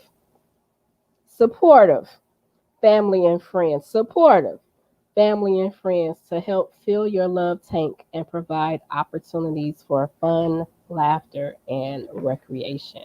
I will leave you with that. Whew. So these are just some things that you can do to add into your routine, adding into your habits, making sure that your mind is calm, that your energy is balanced, and that you are on your way to healing from any past trauma, any distractions, or anything that has been holding you down. So back to those questions. I want to know if anybody actually has answers. What do you need to start? What do you need to revive? And what are you feeding on? What do you need to start? What do you need to revive? And what are you feeding on? Website, angelsimmons.com. Easy peasy. Angelsimmons.com is the website, and you can purchase either of these uh, lovely books. Love's Great Design, again, is a 52-week devotional. Target of Love is 15 stories, 15 real life stories of survivors of narcissistic abuse. And both books are available on angelsimmons.com. Thank you so much. I'm working on books 3 and 4 at the moment, so maybe next time you see me, I'll have some more information for you. But these are I like to tell people, get them together. If you're gonna get one, get both. If you're gonna get one, get both. And if you are a survivor of narcissistic abuse or domestic violence or any other kind of abuse, this is a book that will assist you in those healing processes, as well as resources for where to get assistance. This is not just about romantic relationships, but narcissistic abuse takes place in churches, in the workplace, in friendships, in families. Whew, there's so many, and there's a story in here for just about everything. There's a story in here for just about everything, and if it's not something that you personally have dealt with, then it's something that is someone that you know. Trust that it's someone that you know that can benefit from this information. Um, Thank you so much. Love's Great Design, and this is a journey back to Love's Great Design, but Love's Great Design just takes you through 52 weeks. There's a message, there's an action step, there's a scripture for reflection, as well as a space for journaling. So this is an all-in-one project here. So this is something that you it will be able to take you through the whole year. You can start it at any point, although the action steps generally range from more milder to more detailed. But you can start this at any point. It's not something that you have to start in January. You can start this at any point. And there are a few study groups I know that are working with this book right now. So this is your assignment. This is your assignment for the rest of the month, since we are starting this month, and it is 8/8, and it's such a great day to be 8/8.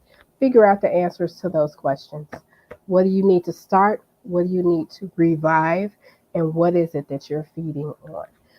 I believe finding the answers to those questions will direct you into a life that is more conscious, into a life that has more healing, and into a life that is reawakened to whatever this rebirth is that we're talking about here. And don't forget, rebirth, the action of reappearing or starting to flourish. That's a very important word because we don't want to just live, we don't want to just survive, we want to thrive. But I kind of like flourish better. I feel like I'm doing this when I say flourish. We want to flourish, starting to flourish, and an increase after a decline. And don't forget revival. So when you think about rebirth, think about revival. And what is it that you need to revive? You need to revive you. How are you going to revive you? Yes, yes, yes, yes. Welcome back. All those rewords that we always are used to anyway when we're talking about the retrograde, revive, restart. So all of that stuff is things that we have to revisit before we get pushed forward during this period of retrograde to actually, like, when it stops, I think it's in November or December or wherever like that, then we start moving forward into our actually what we've learned. So all that stuff that you given us was really actually great stuff. And to understand that a lot of even when I was listening, I was like, okay, that just seems like regular stuff that we're using. But again, after you having all that trauma, it's for us to understand, it's to turn back to self. I can hear somebody talk about, okay, this is all about self, self, self. But yeah, that trauma has made you more so outwardly looking. You're in survival mode. You're in instinctive mode about those things. But again, it's time to come back, like you said. And I love the examples that you use about the birth. It's about rebuilding and even the afterbirth and understanding what to do with that after the storm has passed. Now, after the trauma has passed, now what do I do with the afterbirth? Some animals eat their afterbirth, but we're not trying to get all nasty into that. But again, it's like, what do you do as far as how you digest if you want to do that, as far as what you have experienced What as you've been well. feeding on. That's exactly right. Because it was feeding you. It was delivering those nutrients. So what was in it? Right. What was in it? Right, good, bad, and the ugly. Some of it was feeding. We call it, and I know Audrey can. I think she does MAT too. Can feed on that too as well, about that secondary. What's the secondary that's keeping you in there? Because some things is like some of them they're in it because their identity is tied up into that trauma, so they're not thinking about how to be able to get out of that situation as well, because it's like, well, but if people know me, I'm connected to this person, so I think I'll just stay in here and just take it. It's not that bad in this narcissistic relationship, and it's like, okay, now that's been removed. Now you got to think about it. Okay, now he's gone. Now you got to think for yourself. Now you don't have him telling you what to do, and they're not, as you say, gaslighting you or whatever, love bombing you. Now you got to really see, how do you truly love yourself after that experience as well. So that is something that we have to remember, that all that it comes back to self. And that's what Angel is blessing us to understand, that we've forgotten about that, no matter what kind of connection that we actually are in that at this point. Were you giving anything or no, or it doesn't matter? Because Yes.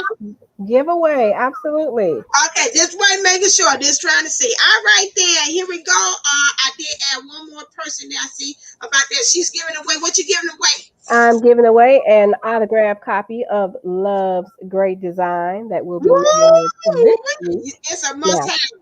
I always give this one away. If you need this, you buy this. But this, I give this away. I give this away. But this one, this one, you got to work for it. Yeah, you got to work for that. Okay. You got to work for it. Yeah, but we are worried. I seen Asmat, because I know what her other name is too. We were talking about it, and we are going to do that, but I'm going to include that into a program as well. So I'm working on that. That's in the lab. I'm working on it. I'm going to integrate that thing in Angel. When I get it together, we'll talk about how I'm going to bring you in on that one too. I think we need to have a little thing more tailored instead of so kind of out there, because a lot of us, our minds is, blah, blah, blah, blah, and if I put you in a program, I think you will really be more invested in really understanding how you are truly loves great design. But All right then, let me draw this name. Who got it? Who is this? Oh, what? Did she have this already? I guess she must need it. Wave of a Beautiful Warrior. Is she still on here? Yeah. Wave of a Beautiful Warrior. I drew your name. Are you still here? Wavy, Bonita. Bonita out the bomb. You got to put me on. I think she is. I know how to get in touch with her. All right then. Bonita, I think Bonita got one. Bonita, come on. She did. Did her mama get one? Wait. Let's see. Did Bonita get one? I feel like I know I that name. don't know. Okay, hold on a second. If not, then I'll give the other one. I'll do a double drawing, and then I'll pay for your book. And you let me know. Okay, if Bonita has that. Okay. Who is this? No, I already got a book. Divine Sunshine. I already got a book. How you get in there? I got my book. Here's my proof. Bam. I got my book, so I'll go ahead and give that. Okay, let me see. Okay, let me serious. Who is this? Come on. Let's get somebody that needs it. Lord have mercy, it's Mimi. Mimi. Congratulations. Mimi. Got the book. Congratulations to yourself. Yeah, Mimi need that book. Congratulations, Mimi. Yeah, she already in the way. She already can tell about congrats to herself. All right, Mimi. I will have you all have to hook up, and I will send you her information. So we had that. All right, Mimi. I got you. She said I claim that. I know you claim that book. I know that's right, because you love great design, child. Awesome. Thank you so very much. Thank you for joining us again, as always, with all these good tips and stuff. Was really taking it to the next level about rebirthing too. I mean, you went there even to the afterbirth. Woo woo. So thank you, my new friend. Thank you for having me. My new friend. Thank you. Love to everybody. All right then. Have a blessed rest of your day too. You all too. Right then. Bye. Okay. Bye. All right. Now I'm gonna bring in my other one right here. Yes, Miss Audrey. Yay! Hi. How you doing? Yes, she has titles. Just in case you don't know, you're like, what? Trauma release practitioner. Yes, she does that too. We both have the MAT certified in doing that. But she's also a social media maven. So whichever way Spirit takes us, if she want to do a combo of a little trauma, a little bit about how you can do the social media, whichever way you want to mix it up together, whatever you feel Spirit says we need it, that is great as well. So I'm going to put you all in Audrey's capable hands as well. Let me hold on a second. I got to concentrate, because I'll get you out of here for some kind of reason. And you're like, I was in the program and she kicked me out. Oh my gosh, no, it's fine. Right. All right, here you go. And without further ado, Miss Audrey Simper. Yay! Thank you so much. Hello.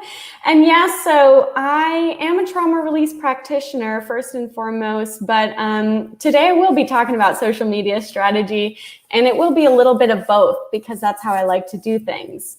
So I actually prepared a presentation, and I am going to share it, but bear with me because this is the first time I've shared my screen on a YouTube Live.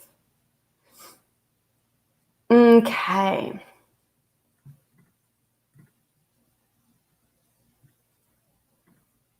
All right, go ahead and just let me know if you can see this.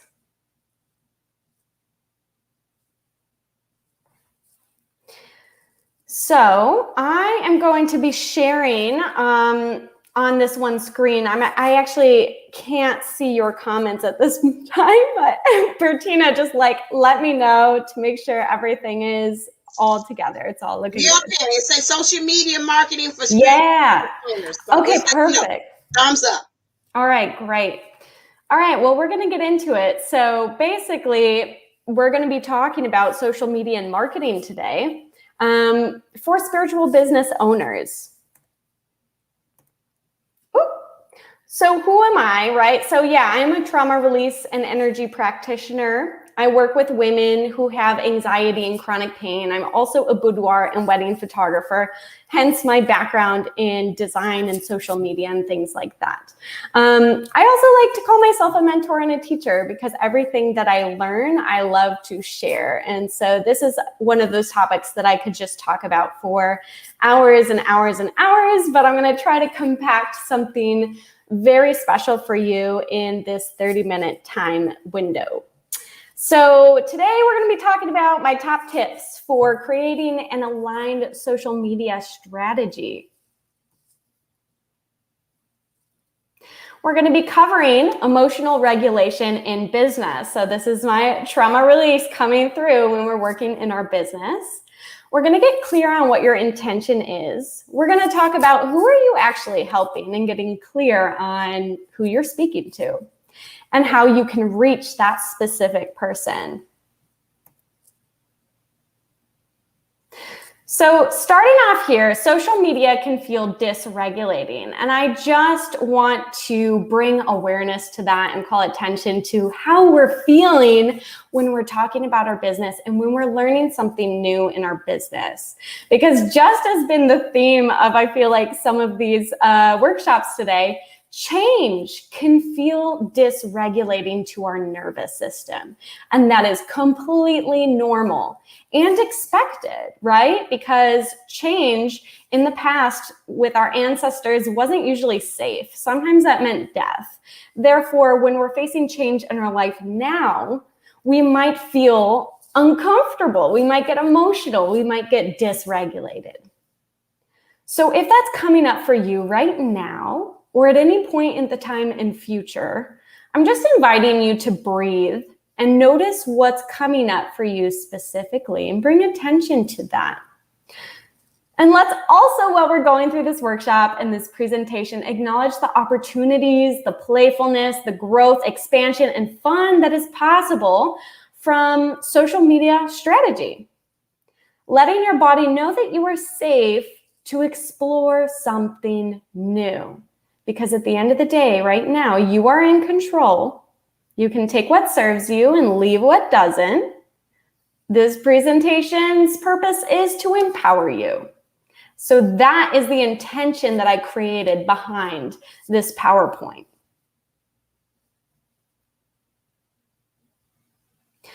So let's also talk about removing the stigma around charging for your spiritual services.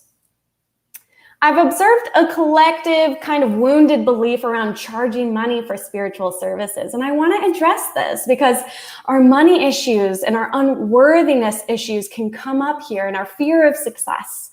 And really the attachment styles that we have to money can come up when we're just simply trying to create a post on Instagram. And maybe you've heard things like, these are some things that I've heard and I've observed in doing my healing work. Healing work should be free. How dare you charge so much for this? That was helpful until your sales pitch. How dare you guilt people into this?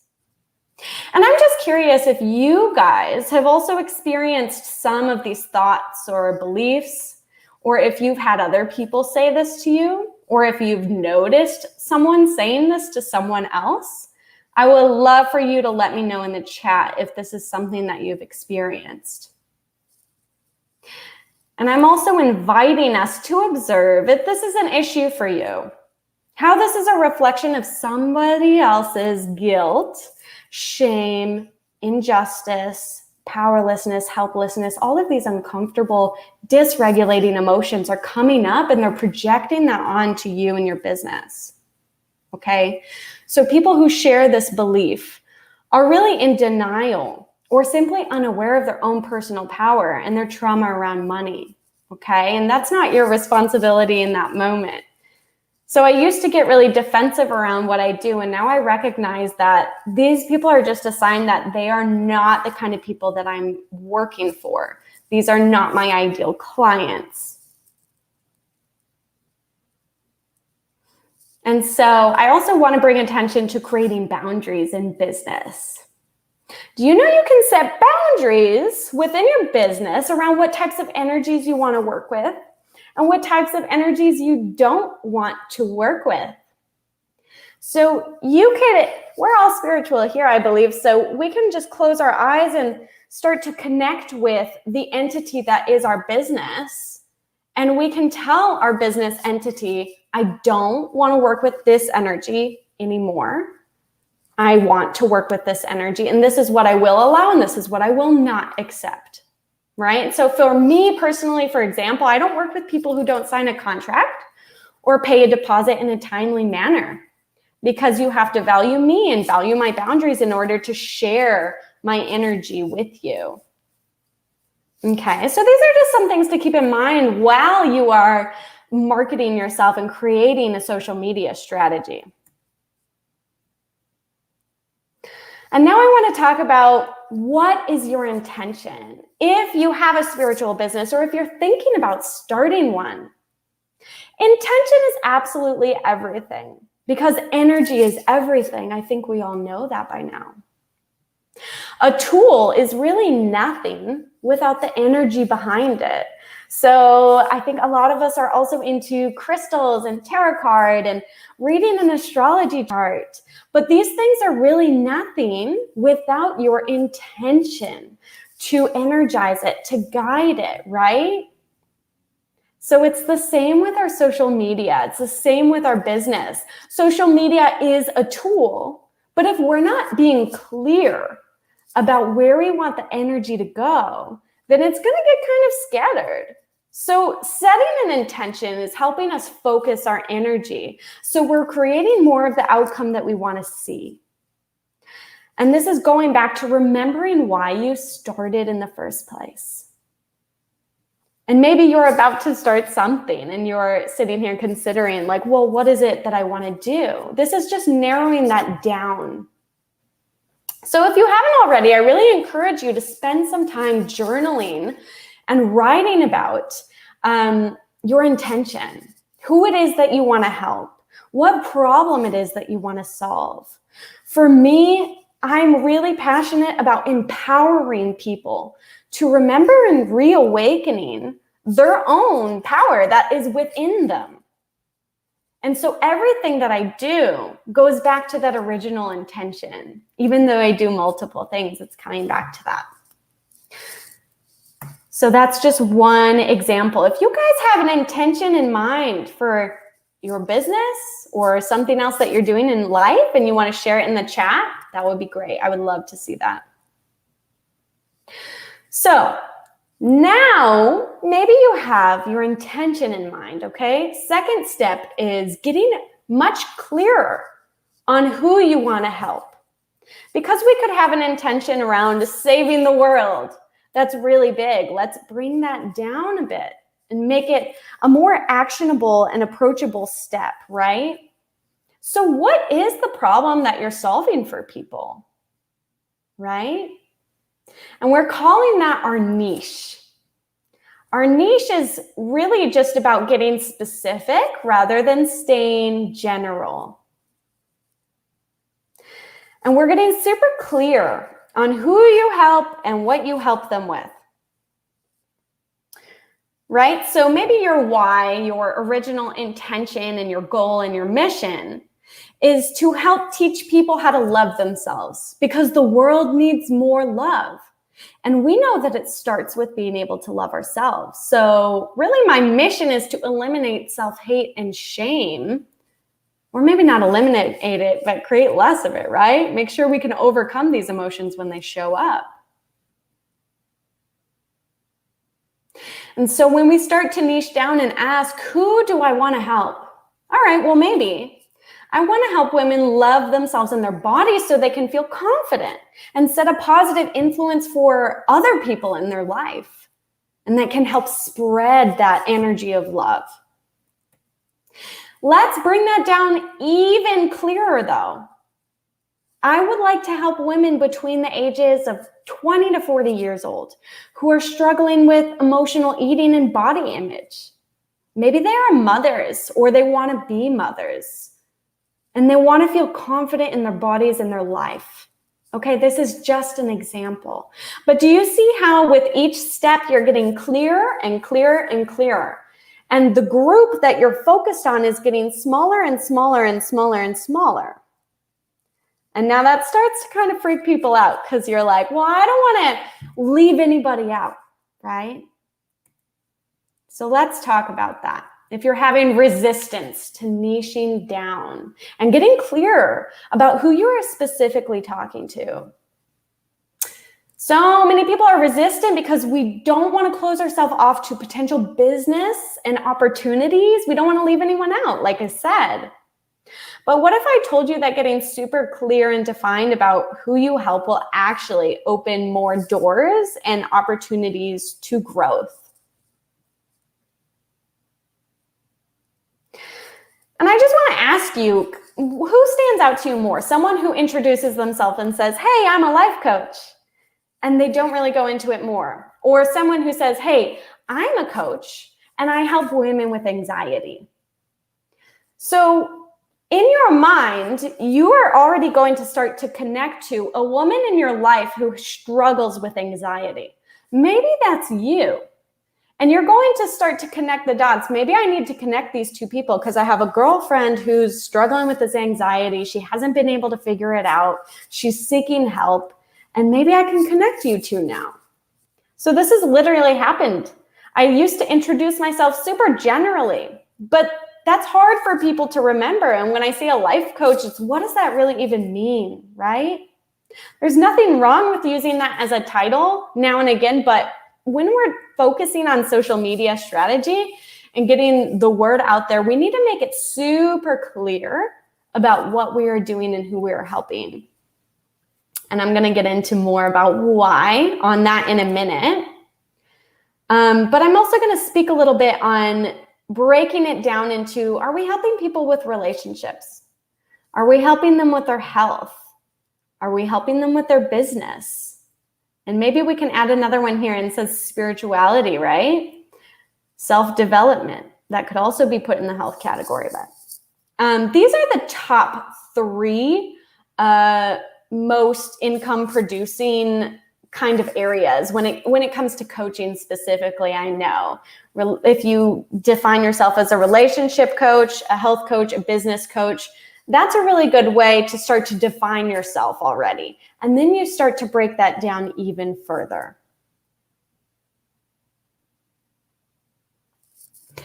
And the truth is, right, that you are not for everyone. And maybe you feel like me, I feel this sometimes, that I can help a lot of people with a lot of problems. I feel like I can help them with health problems, relationship problems, and business problems.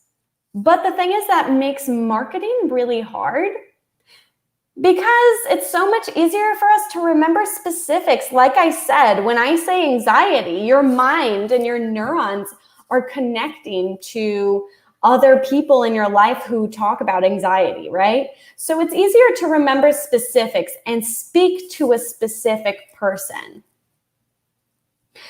And there's a quote, when you try to please everyone, you end up pleasing no one. It goes something like this, right? So I feel like that applies in social media marketing and strategy. Speak to everyone and you'll speak to no one because we don't remember general things. We want someone who's speaking to us and our soul. So when we're niching down, we're actually creating more freedom for ourselves. And once you are well recognized for your niche and the work you're doing, your growth, your business is just going to become easier. From there, you're going to have a little bit more freedom to start to open up and expand your marketing, and you don't have to be so niched down, right? But we're going to start with a niche. Other people are going to start to reach out to you because they remember you solve a specific problem. If one day somebody's got chronic pain and you help them with chronic pain, that's what they're going to remember. And even though my marketing might cater to women, I still have men asking to work with me. And a lot of my clients don't even define themselves by men or women. They go by they. And so that might be another thing to consider in your marketing. The clients and the business that is meant for you will never leave you, right? Because as we know, the attraction is based on your energy. And you can always, at the end of the day, transition your content. If you would like to start, I've been helping people with anxiety for a long time, and I really want to start to help them with their relationships. Well, you can start to introduce these concepts into your social media, into your posts and the things you write. Well, how does anxiety impact your relationships? Have you heard about attachment styles? Things like that. People want to feel like you are speaking to them in their souls, like I said, right? So every time you post, every time you share your content, or make decisions in your business, ideally, you have your ideal client in mind, because this is the person you're helping to support your overall mission. And so you're always speaking to your niche and letting them know that you see, hear, and understand them, their problems, their pains, their desire, their values. Really, you want to know this person inside and out.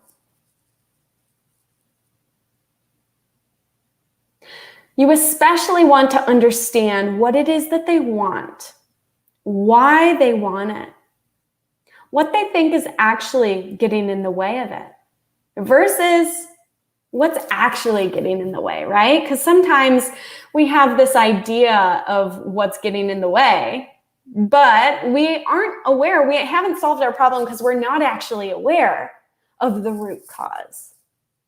I find this to be true in my work when I'm helping people with their anxiety. They might think it's caused by their diet, or that they're not sleeping very well, or that they're on social media too much. And certainly these things can contribute to the anxiety. But what they want is freedom and to feel in control of their life and just to be at ease. They want to feel in peace. They want to feel confident in their life as well. They want that because it will allow them to achieve their goals a lot more, right? What they think is getting in the way of it isn't actually what's getting in the way. They don't know that what's getting in the way is that somewhere along the way, they had trauma that did not get healed, and it's subconscious. Somewhere along the way, they abandoned their inner truth. They don't trust themselves. And that's what's causing the anxiety, in addition to generational trauma. And so that's what I help educate people on when they start to work with me. I'm not addressing the anxiety per se. I'm getting to that root cause, and I'm teaching them how to trust themselves and let go of the past and forgive people in their lives, right? So this is part of where we're starting to educate people in our marketing, in our content. We're helping them see that we understand them. So what are they Googling though? Because usually they're not at a point where they're Googling how to heal generational trauma. Definitely some people are, right? But they're probably Googling how to eat better for anxiety. What are some supplements that I can take to support relief of anxiety? And what are the words that they're using? Because as practitioners and when we run a business, we have kind of gotten to a point where we've probably likely overcome the problem that we're trying to help our ideal clients with. And so what are the words that they're using? What are the words that you used back then versus the words we use now? Because likely our language has changed as we've educated ourselves, right? But we got to go back to the basics because we need to speak to them and where they are at. We need to meet them where they're at. So using language that is honestly just simple. And so I hope that's a relief to some of you guys. It's simple. We don't have to use big words. We don't have to impress people. We just need to connect with them by meeting them where they're at. And we can also understand what are they trying that isn't working, right? So we can kind of explain to them, yeah, and here's why. And so when we're niching down, this is just a simple example and typically what you see on people's Instagram bios, but it can help us give us a great start by narrowing down who we're talking to and what we do. It could look like I help blank get blank results by, you can put in your technique. You can say, get these results without the pain point that they hate, right? I help you love your body without dieting. I help you overcome your anxiety without years and years and years of therapy. Okay, so whatever you need to kind of make this your own, this is just a starting point. And when you have this in your bio, I had a lot of resistance to this because it's like, ugh, I help statements. Oh my gosh, they're so overdone. Yeah, but they're effective. People read this and they understand what it is that you do and that they help you. They help the specific person who came to your page, right? They want to know instantly, can this person help me and how, right? So that's the point, keeping it simple.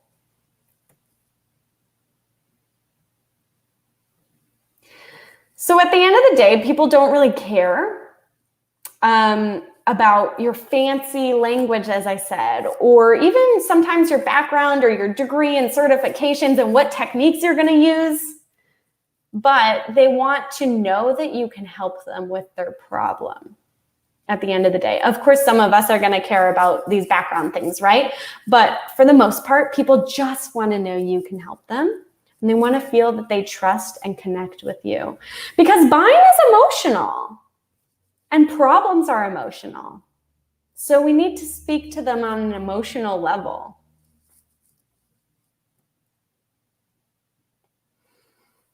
And this is exactly what social media allows us to do. It helps us create connection, right? So we have a solution to a problem. We need to reach those people with that problem so we can help support them and solve those problems, right? I feel like this is a never-ending cycle, and it's great. So let's talk about strategy. The end goal is getting a client or a customer, right? And listen, if we're getting dysregulated here, if you go into your business with good intentions about how you want to support people, then you never have to feel guilty about getting somebody in as a customer or to be a client or to charge them money, right? Because at the end of the day, our intention is good. We're not bad for trying to sell something. We need to get paid for our time and our energy. Okay, so this should be the end goal because this allows us to bring that change that we want to see in the world, right? At least when we're just starting out. And as we grow bigger, and we can always give if that feels aligned with our energy, of course. But at the end of the day, I'm a big believer in we need to be paid for our energy and the good work that we are doing. Okay, so if that's the end goal, how do we get there? Because that usually doesn't happen instantly because buying takes trust and trust can take time to build, right? They say that it takes a potential client seeing or hearing your content and your brand at least 7 times before buying, right? So we can't feel like, oh no, I'm rejected because the first time I put out an ad or a call to action or asked for the sale, nobody bought it. Well, maybe they didn't see your content 7 times, right? So how do we create those relationships and connections that allow us to build trust respectfully over time while still keeping our end goal in mind? And that's where I love a sales funnel strategy, okay? And I'm going to tell you why. So first, I'm going to break down the sales funnel strategy.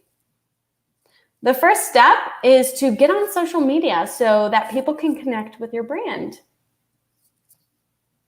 The second step is allowing them to sign up via email for a high value freebie. So as I'm going about my social media content marketing, and I'm making posts and I'm educating people and I'm sharing things with them, I'm also letting them know, hey, guess what? I have a freebie, right?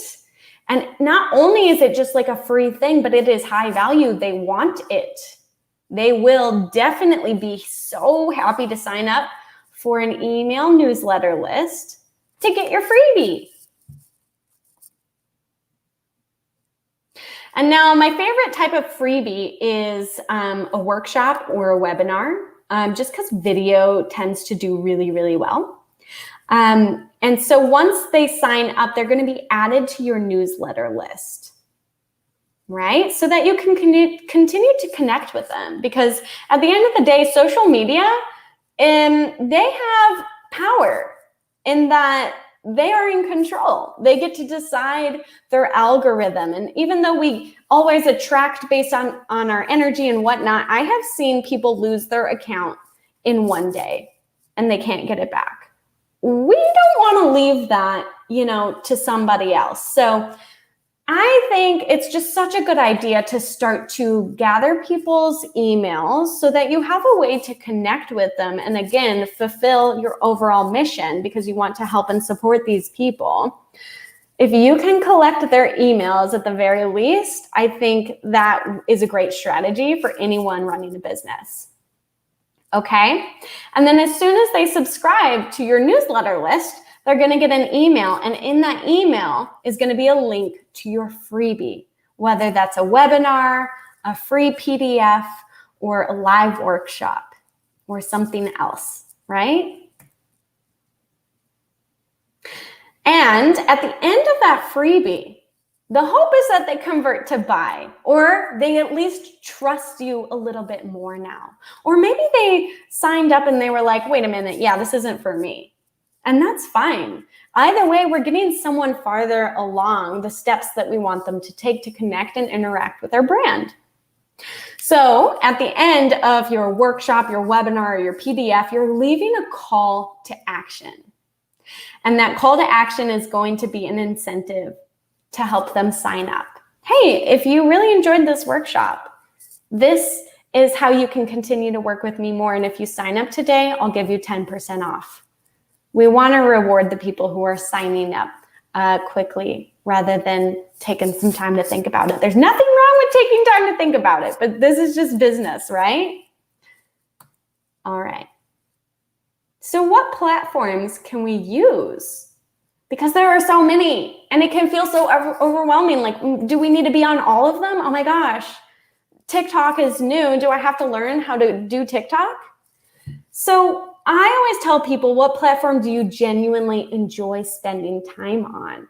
Because again, energy is everything. And if we're showing up somewhere and we hate it, that's probably a pretty good sign that maybe we should be spending our time elsewhere, right? And if I'm being honest, guys, and I think some of us are aware of this, like, we don't need social media to run a business. This is just one way to do it. So where do you enjoy spending your time? And where are your clients also hanging out? So these are the two questions to be asking yourself, and that's a pretty good idea on where to get started. So for example, if I want to work with the younger generation, I might go to TikTok, right? If I want to connect with a lot of people and I want to do videos, YouTube. I'm an Instagram girl. I like Instagram. As a photographer, I was always drawn to the photos. So you only need to start with one and get really good at that one and stay consistent, because I think consistency is really key here. That doesn't mean you have to post every day. That doesn't mean you have to post when you don't want to post. But consistency means just how consistently are we showing up with that energy behind our intention. Because when we allow ourselves to post, when we have that inspired action we want to take, those posts always do better, right, than the ones we just force ourselves to do. Okay, so there's so many different ways, right? And we can also ask ourselves, what kind of content do we like creating? Do we like making videos, or do we prefer to write, or do we prefer to speak? Because maybe we would rather do a podcast than show our face on video. And then in that case, how can we get that started, right? Maybe we just want to keep it old school and we want to blog. There are so many different ways to do that. And here are a few. Writing for Medium and Elephant Journal. I think you can actually get paid to write here. Okay, so just finding the platforms that already bring you some joy and your ideal clients are also hanging out on. Hello. Hello. Yeah. Yes. Oh, content creation. Okay. Great. And those things. So, I mean, this is really, really good. You can hear me? Yeah, I got it. Excellent information in which to have. Is there a possibility, I'm trying to see, about the presentation that you had there, that we can get a copy? I know some people like to see, they're kind of able, they got to see it and read it. And they heard you too. I seen a couple of people that were but like they say, everybody's just blowing up the side chat there. Excellent information. I mean, I really need this, especially for the overthinkers that want to do something and they're all over the place. That's why I had went and got coaching from Audrey about me in my channel because it's like, ooh, and she's like, nah, let's kind of bring it down. What's your niche? Like the man comes on in here and say, what is it a way in which, can somebody put this in the chat that Audrey said that they can contact you if they say, hey, I need one-on-one. That was wonderful, but I need to know how I can reach out and get in touch with you as far as coaching and that or trauma as well, whichever way that you would like them to contact you. Oh, me. Okay. So you can reach me on Instagram at Audrey Simper. It's just my name.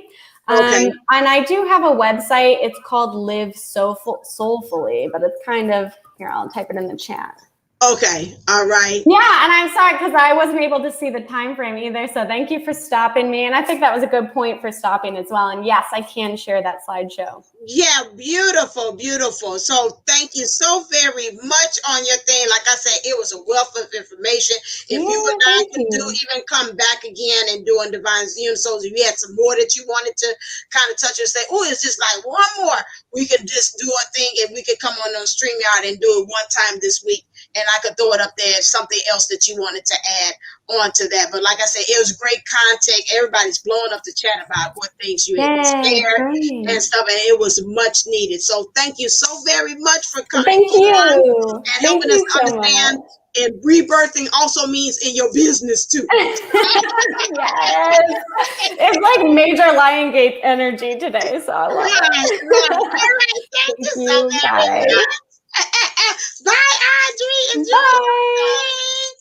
All right, I got Jamie. I done pulled up from a pool party. Say, child, you got to come help us anchor in all this good information. Her with her cutie pie. We got Jamie coming back in with us again to help us anchor all this good stuff. She's going to close us out on that. Thank you so very much for you all that came on in for the Lionsgate.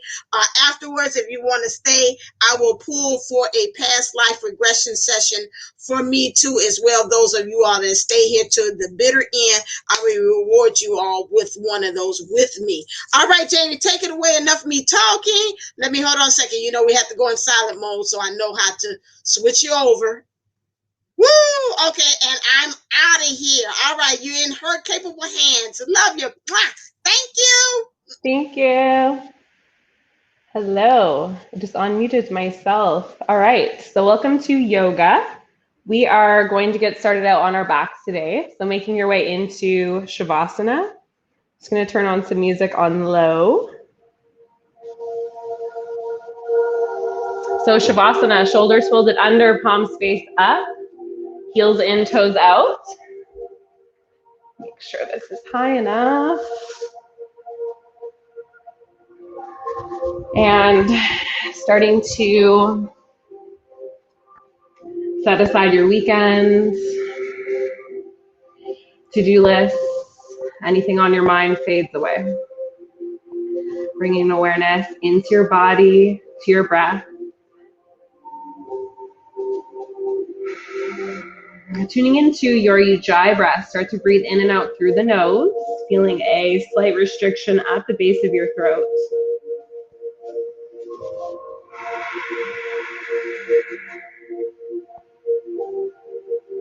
Noticing where you can soften through the face, neck, shoulders, between the eyebrows, jaw, behind the eyes, soft.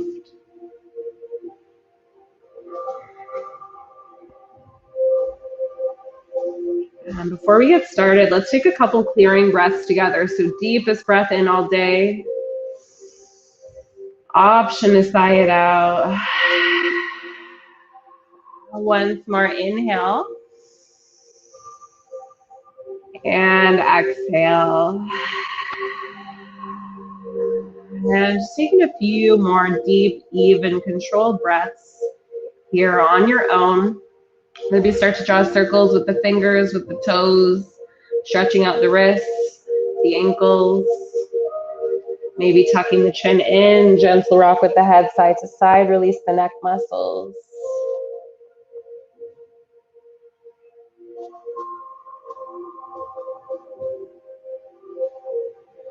And on the next breath in, let's glue the legs together, point the toes, reach the fingers as far from the toes you can, all the way overhead.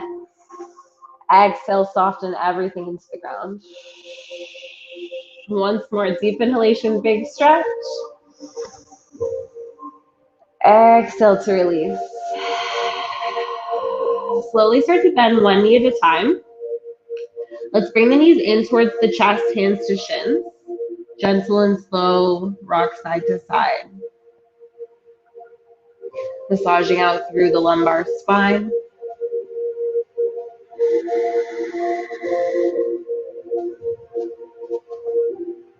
And bringing the knees back through center, let's separate them wide. Start to draw big, slow circles away from one another with the knees. A few times in both directions, lubricating the hip joints before we move.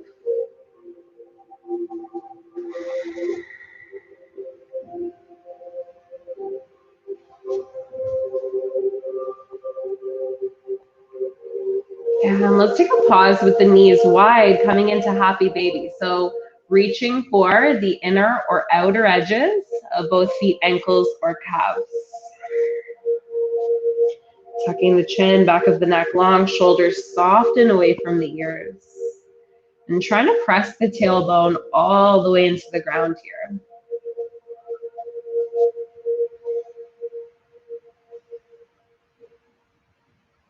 Again, if you're feeling any stiffness, any soreness through the back, through the spine today, maybe gentle rock side to side from here.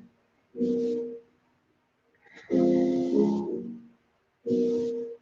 don't know if you guys can hear the people. There's an actual pool party downstairs. I can hear kids screaming. I hope you cannot hear them. Last few cycles of breath.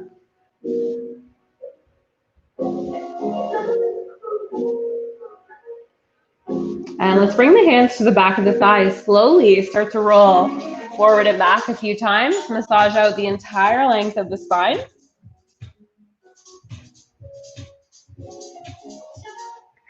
And whenever you're ready, let's cross the ankles, roll over the feet, step back to a tabletop position. So hips over knees, shoulders over wrists. Draw the navel in and up towards the spine, even as we arch the back, drop the belly, lift the gaze. Inhale. Exhale, slowly start to round the spine from the bottom up. Head drops last. Inhale forward. Exhale to round. And we're going to do this about 5 or 6 more times on your own, depending on your breath. And feel free to add in your own moves. You can sway the hips, sway the shoulders. Maybe draw circles with the hips, with the head. Anything that feels nice in the hips and the spine. And if you feel anything sticky, giving a pause there.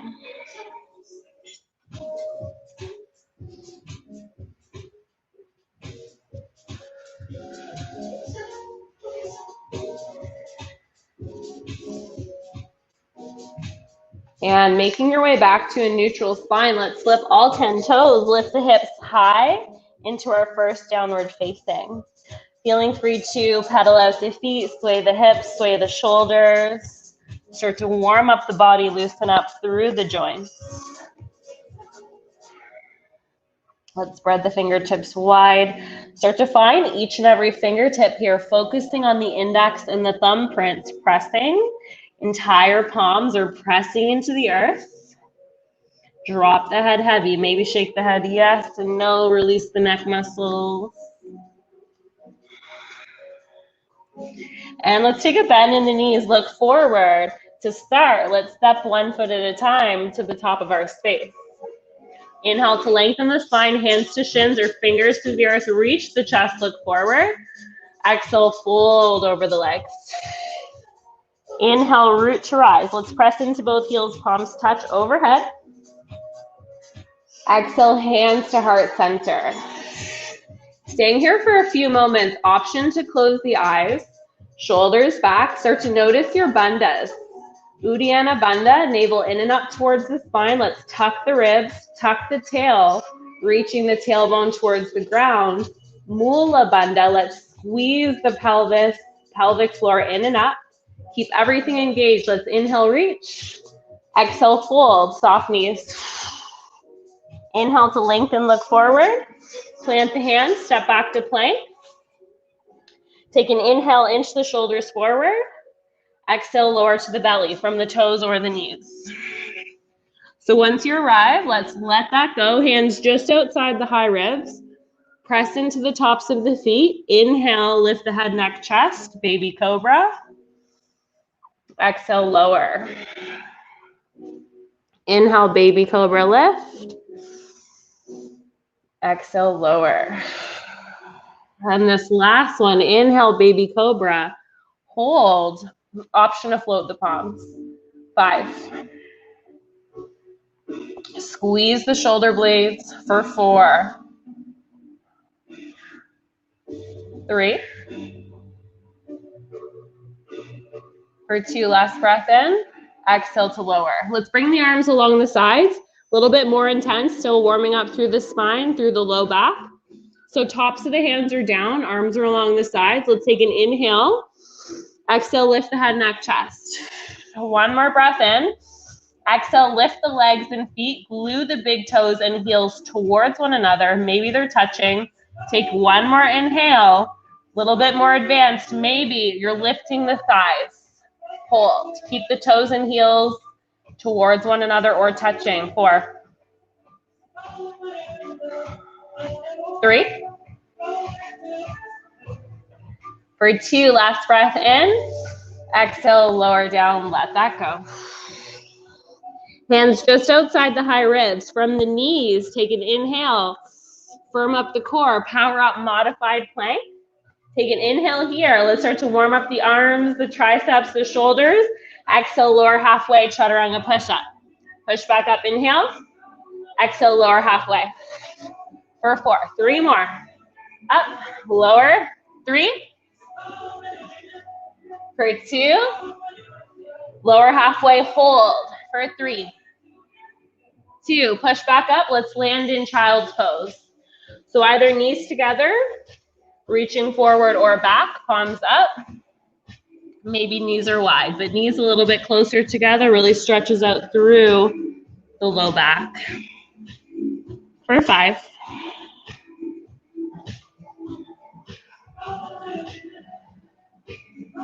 4.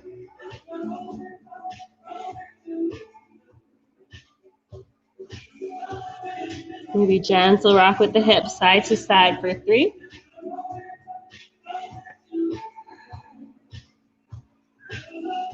2. Reach the hands forward if they're back. Flip the toes, come up, downward facing. And right away from this one, bend the knees, look forward, step or float forward. Inhale to lengthen. Exhale, fold. Inhale, reach up. Exhale, hands to heart center. Let's keep moving. Inhale, reach. Exhale, fold. Inhale to lengthen. Step back. Let's lower through chaturanga from the toes or the knees. Lower halfway. Come up into any back bend. Baby cobra, cobra, or upward facing dog, your choice. Downward facing. For 5. Breathing here. 4. Feeling that big stretch from the back of the head all the way to the heels. 3. Drop the head heavy. For 2, bend the knees, look forward, step or float to the top. Inhale to lengthen. Exhale, fold. This time, inhale, reach up. Exhale, fold right back down. Inhale to lengthen. Chaturanga, exhale. Back bend, inhale. Downward facing. 5. Start to notice the rhythm and the pace of your breath. Slowing it down. 4.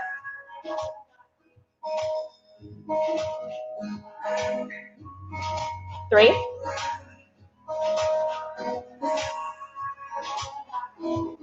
2, let's inhale the right leg high.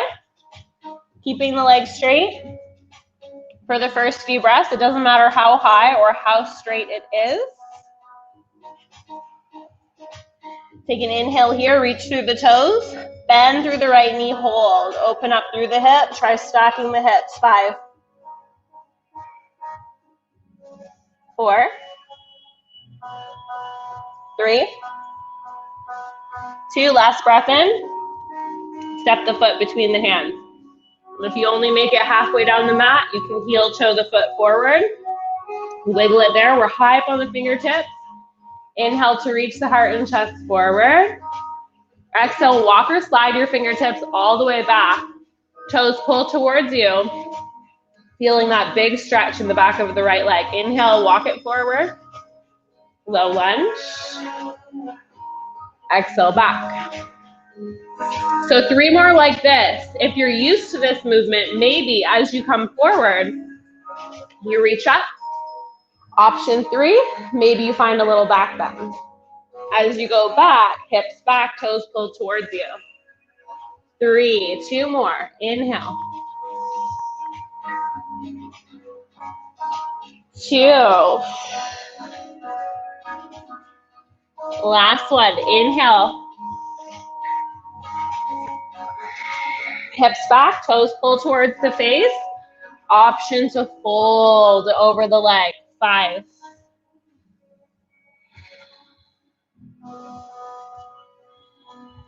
4.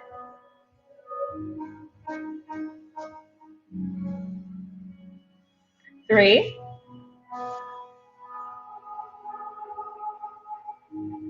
2. Let's bring it forward, low lunge. So reach the arms along ears, reaching through the fingertips. Make sure the right knee is over top of the right ankle. Left knee a little bit behind the left hip at least. And let's pull that right hip back in space. Like you're trying to scissor the thighs in towards one another. So you're not dropping all of the weight of the body into the hips, reaching through the fingers, soften the shoulder blades down the back. And if you feel anything weird in that left knee, you can flip the mat, flip the toes, maybe both. Take a deep breath in. Elbows wide, fingers wide. Find a little tiny chest opener. Maybe turning it into a back bend. 5. Try not to go past your edge point here. 4. 3. 2. Inhale, reach up. Exhale, hands to heart center. Inhale to lengthen. Twist towards the right. So we're hooking the elbow to the outer edge of the knee. Flip the back toes. Lift up. Lunge twist. So if you're used to this pose, maybe start to open the arms wide, keeping the elbow hooked. 5. 4. 3. 2. If the palms are apart, place them together. Inhale, center. Exhale, chaturanga. Lower through your flow. Back bend, inhale, pause. Either downward facing, child's pose, puppy pose, any resting pose that you choose. For 5, breathing here.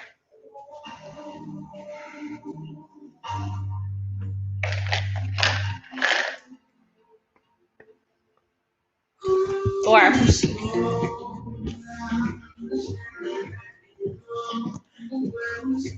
3.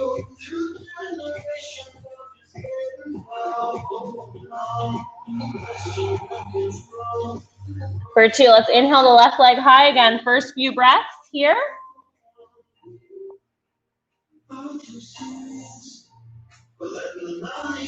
Last breath in, reach through the toes, bend through that left knee, hold. 5. 4. 3. For 2, last breath in, bring it forward, low lunge. Soft step between the hands. Back knee down. And remember, you can flip the mat, flip the toes right side. Stay high up on the fingertips. Inhale, reach the chest forward. Exhale, slowly start to inch the hips back. And they don't have to be as far back as me. You can be halfway, wherever it feels okay to stop, but make sure you're pulling the toes towards you. Inhale, walk or slide the fingers forward, reach the chest. Exhale back. And again, for the last 3, same thing, or maybe you're reaching up. Option 3, find a back bend. For 3, fingertips down, hips back.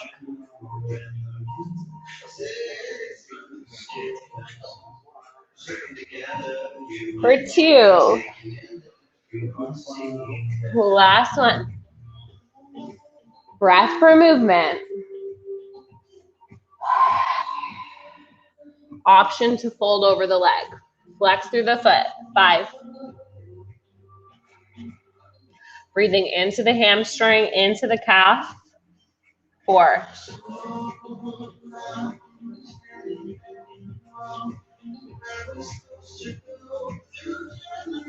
3.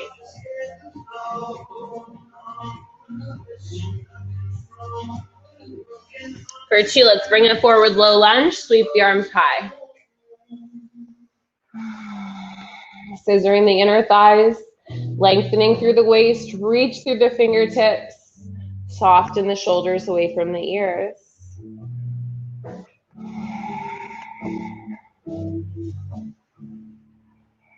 Let's take a deep breath in. Exhale, elbows wide, fingers wide. Open up the chest any amount. 5. Feel that big stretch in the right hip. 4. 3. For 2, inhale, reach up. Exhale, hands to heart center. To inhale to lengthen, twist left. So right away, hook the elbow. If you're not used to this twist, you can also twist in space. Should have said that on the first side. Let's flip the toes, lifting the back knee, twisting. 5. And again, feel free to open the arms wide. 4.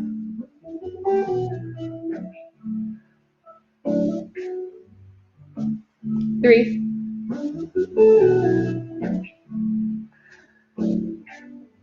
2, if the arms are apart, place the palms back together. Inhale, slowly center. Hands down. Exhale through your flow. Chaturanga. Back bend, inhale, pause. Any resting pose you choose. Downward dog, puppy pose, dolphin pose. If you're not familiar with those, dolphin is just forearms to the ground, giving your wrists a break, and puppy pose is hips over knees, reaching the arms forward, chest reaches towards the ground, and either chin or forehead down. We're here for 4 more breaths.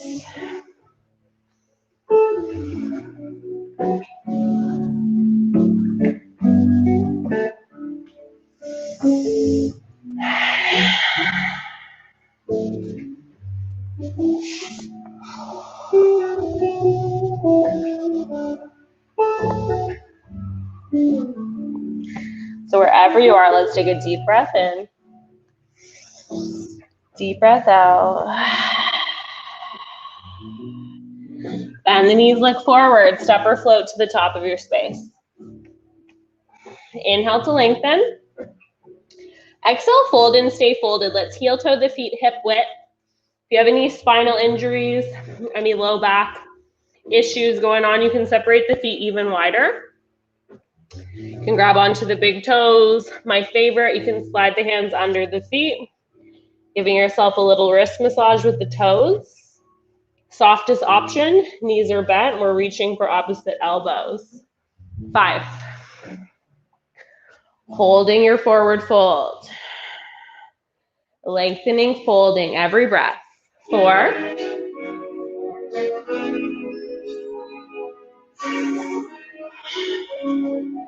3.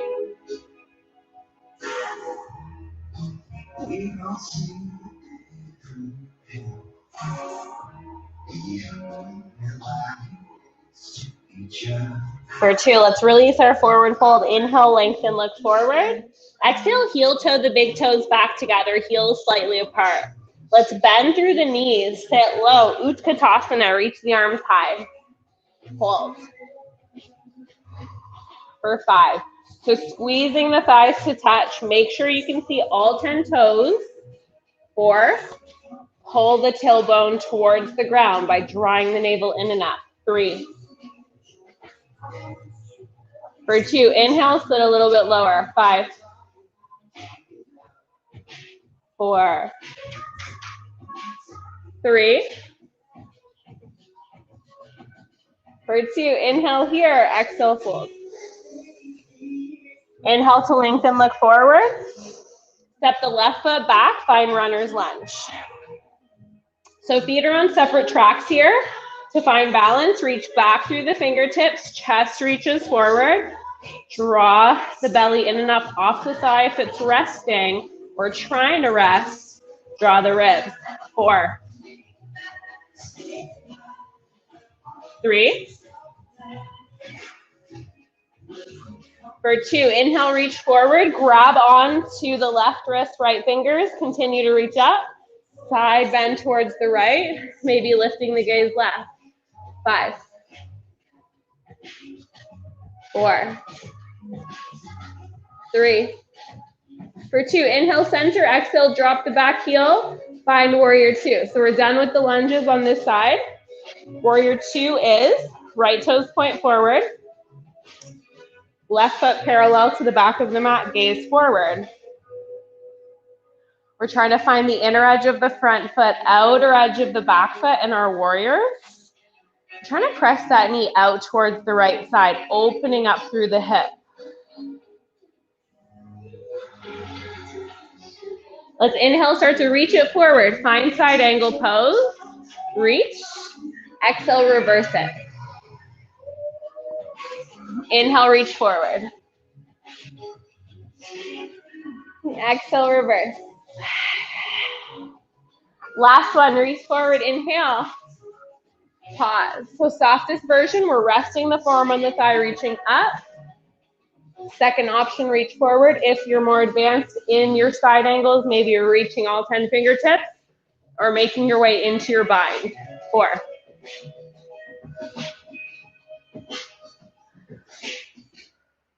3.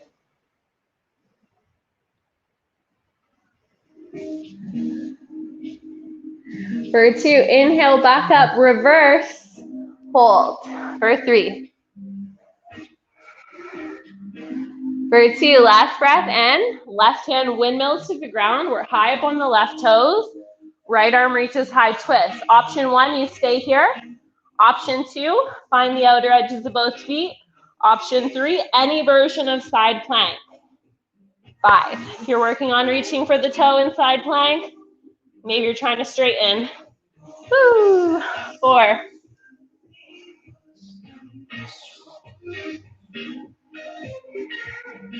3, wherever you are, lift the hips.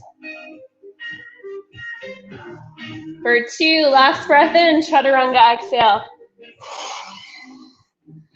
Back bend, inhale. Find your resting pose. 5.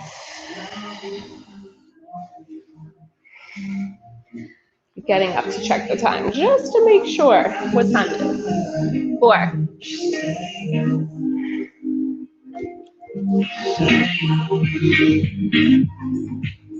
3.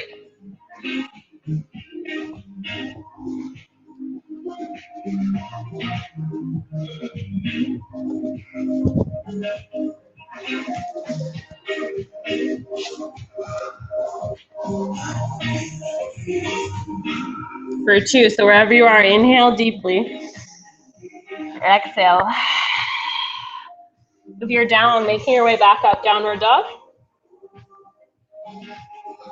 Let's bend the knees, look forward, step or float forward. Inhale to lengthen. Exhale, fold. This time, reach up, inhale. Exhale, hands to heart center, and then bring the arms down along the sides. We're going to try a forward fold, interlacing the fingers behind the back. So inhaling here, open up the chest. Make sure you heel toe the feet a little bit wider. Exhale, fold. Keeping the knees bent at first. You're not worrying about how straight your arms are. If it feels really weird in the shoulders, you can grab for opposite elbows behind the back. For 3.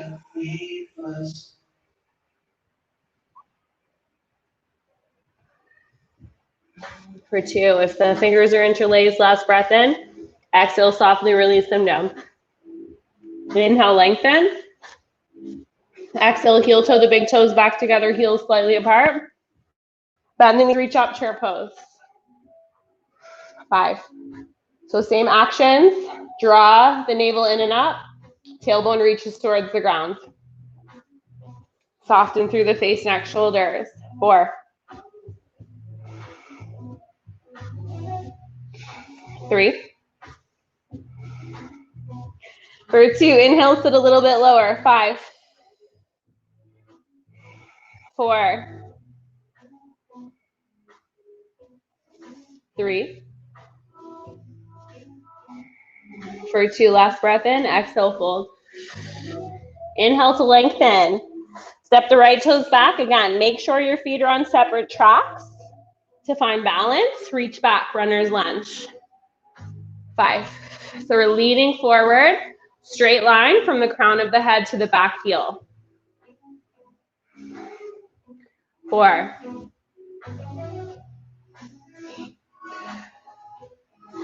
3. For 2, inhale to reach forward, grab onto the right wrist, keep reaching up. Exhale, side bend left. Maybe lifting the gaze right. 5. Side bend. Make sure you're breathing. 4. 3. 2. Inhale, bring it back through center. Exhale, warrior 2. Drop the back heel. Gaze forward. Let that go. Warrior 2. Way more stabilized through the feet. Grounding into the toes, into the heels.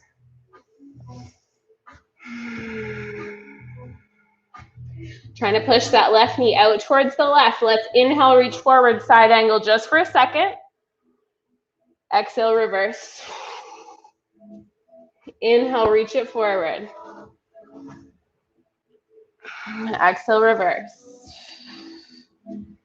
Inhale, reach forward, side angle, hold, whichever option you chose. Wherever you are, scooping the belly, push the right hip forward as you pull the right shoulder back in space, open up the chest. 3.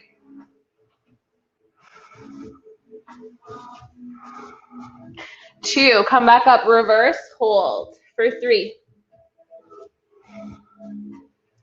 For 2, last breath in, let's windmill the right hand to the ground, high up on the back toes.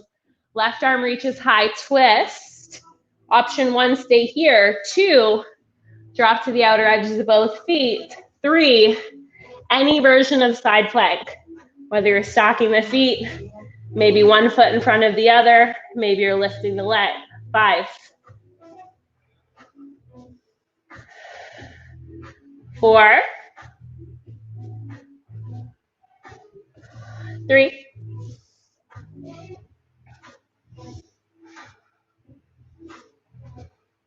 For 2, last breath in, chaturanga, exhale, slow it down.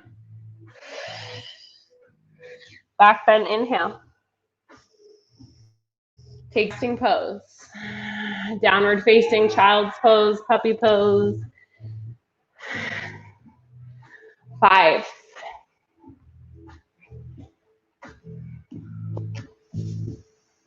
Start to slow the breath. We're going to start to slow it down. 4.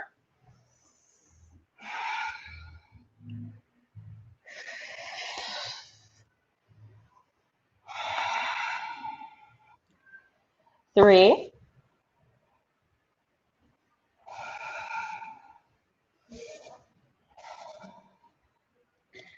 2, let's inhale the right leg high from downward dog. Find pigeon right side. So bring the right knee behind the right wrist. Right toes trying to flex. It feels impossible from here, but we're trying to flex through that right foot. Left leg straight behind. We're going to inhale, open up the chest, get long. An option to stay up with your fingertips forward or back. Second option is to lower. Any amount. Holding here. Usually stay here for about 45 seconds, 1 minute. To really start to tune into the breath. Noticing any tension, any sensations you feel in the body.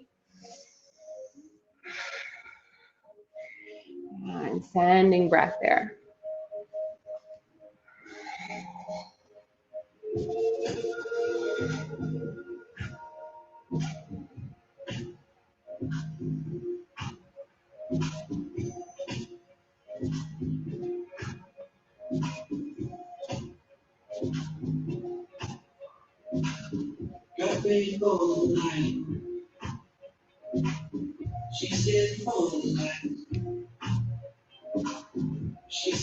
Last few breaths here.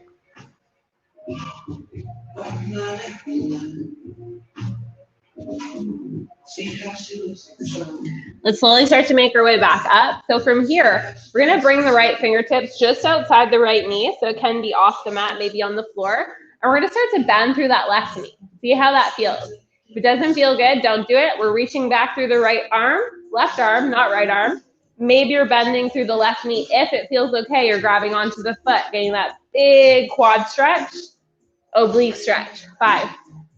Maybe gaze back. 4.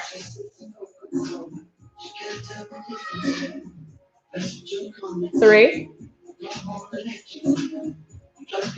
For 2, last breath in, lower the foot down softly. Let's open the legs towards the left side. So we're coming into a wide-legged forward fold. So this is a lot. If you're not used to this stretch, you're going to stay where you are. If you feel a lot of tension, you can close the legs a little bit. If you're working on getting into side splits and getting more flexy through the hips, inner thighs, maybe lift the hips, inch them forward, and then with the feet flexed or toes pointed, engaging through the feet and legs, take an inhale. Feel free to stay up, or you're going to start to fold over the legs. 10 breaths.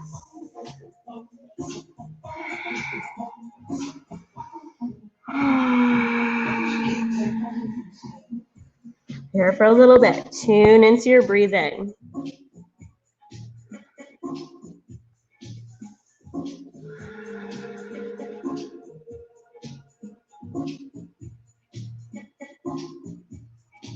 Four more breaths here.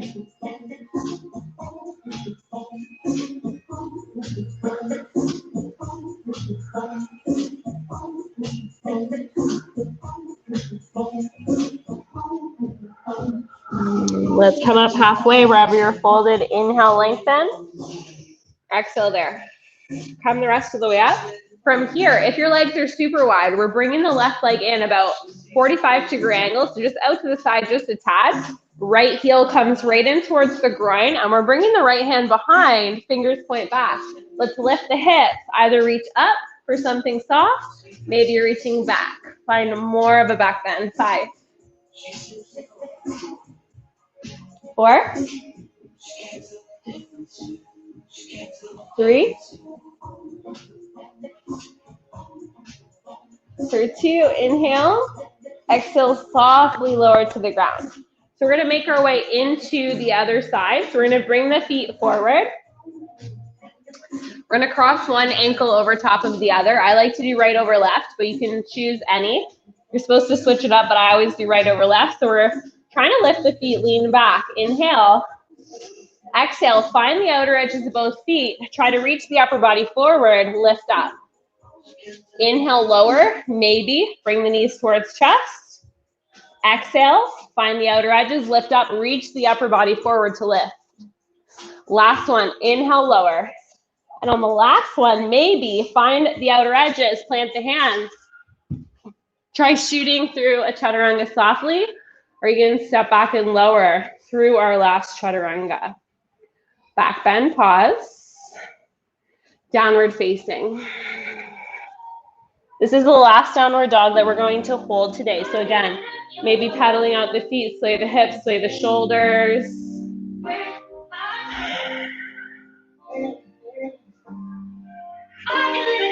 Maybe get twisting and turning on the toes, stretching out the hips. Otherwise, finding stillness, staying active in your downward facing. Drawing the ribs, navel in and up, tail tucked. Maybe bringing your gaze towards the navel.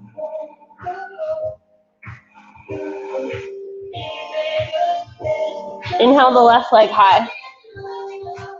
Pigeon pose. Left knee behind left wrist. Left toes trying to flex. Right leg straight behind, or again, you can bend that back knee out to the side. Inhale, lengthen the spine, create space. Option to fold.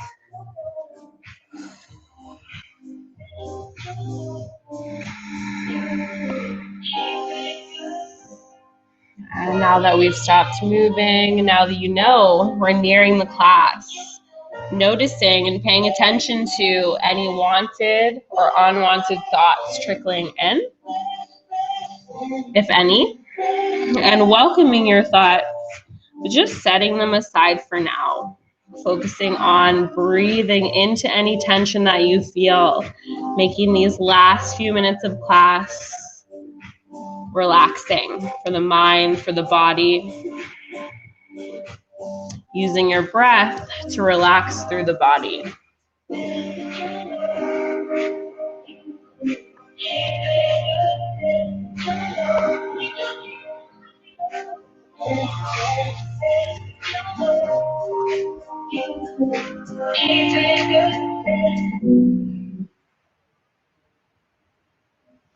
Last few cycles of breath here.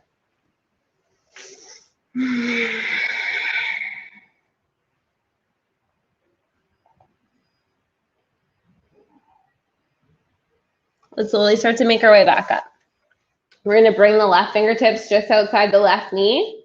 Start to bend through that right knee. And again, if it doesn't feel good, you can leave the leg down, but maybe you're reaching back through the right hand, twist. Maybe you're bending the knee and you don't have the foot all the way, or third option, you grab the foot. Feeling that big quad stretch. 5. And hip stretch. Breathe into anything that you feel here. 4.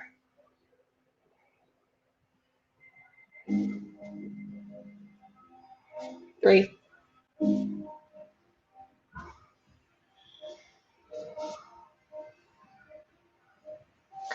2, last breath in, lower the leg down, drop onto the left hip. Again, we're opening up the legs towards the right side this time, and not worrying about how far out your legs are or anything. Anywhere that it feels okay. And we're taking an inhale to lengthen. Exhale, bring the right forearm anywhere on the inseam of the right leg. If you have a strap, a towel, or a belt, feel free to use it, grabbing on with the hand or on the foot. Otherwise, just allowing your hand to land anywhere on the inseam. Left arm's going to come up and over, stretch through the left side. If you're used to this, maybe reach for the toes as you gaze up under the arm towards the ceiling. 5.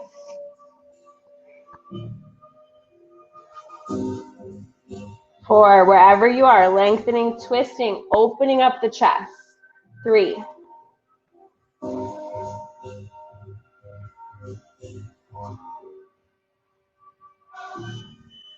For 2, inhale up, exhale other side.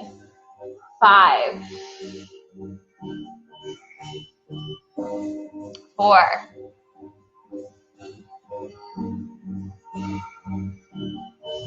3,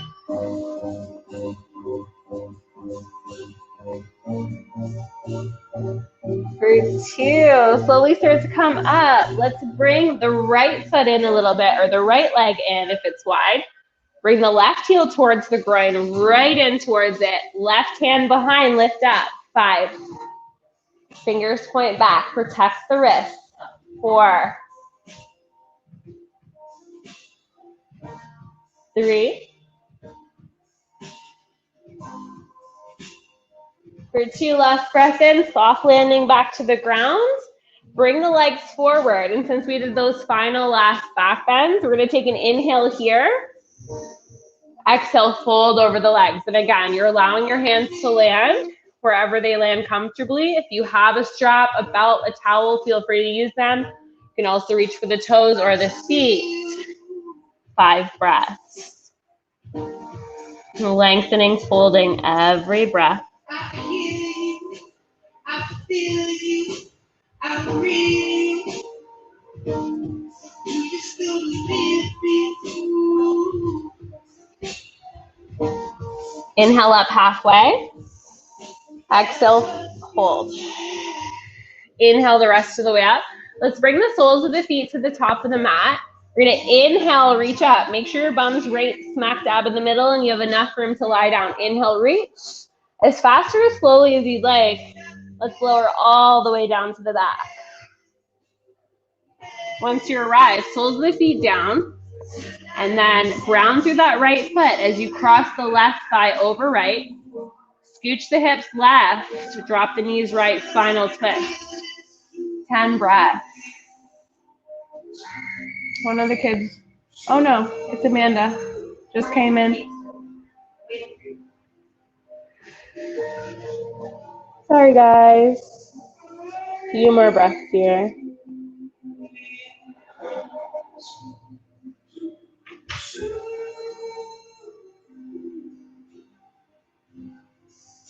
Inhale, bring it back through center, other side. Scooch the hips right, drop the knees left. 5 breaths. All right, I wasn't expecting anyone to come in. I thought it was locked. Breathing in and around the spine, soften through the shoulders.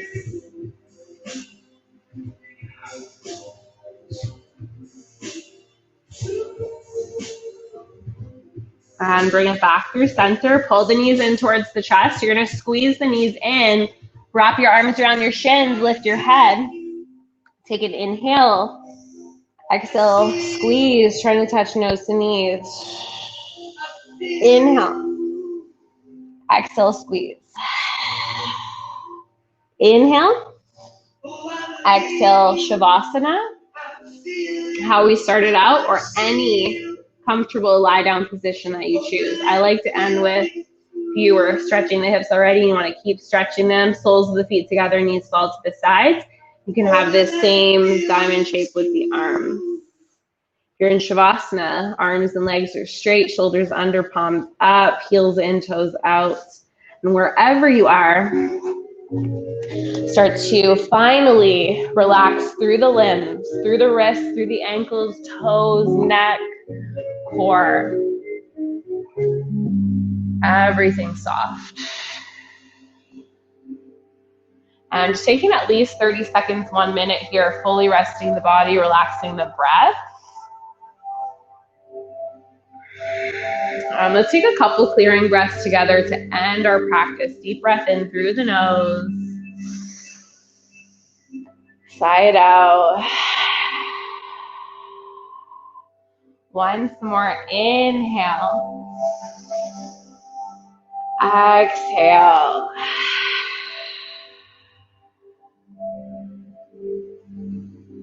And starting to take a quick scan of your body from head to toes.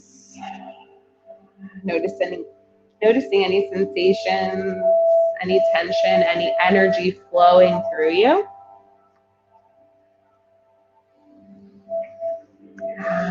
On each and every exhalation, allowing yourself to get heavier into the ground, softening through the muscles, through the joints, facial muscles soft.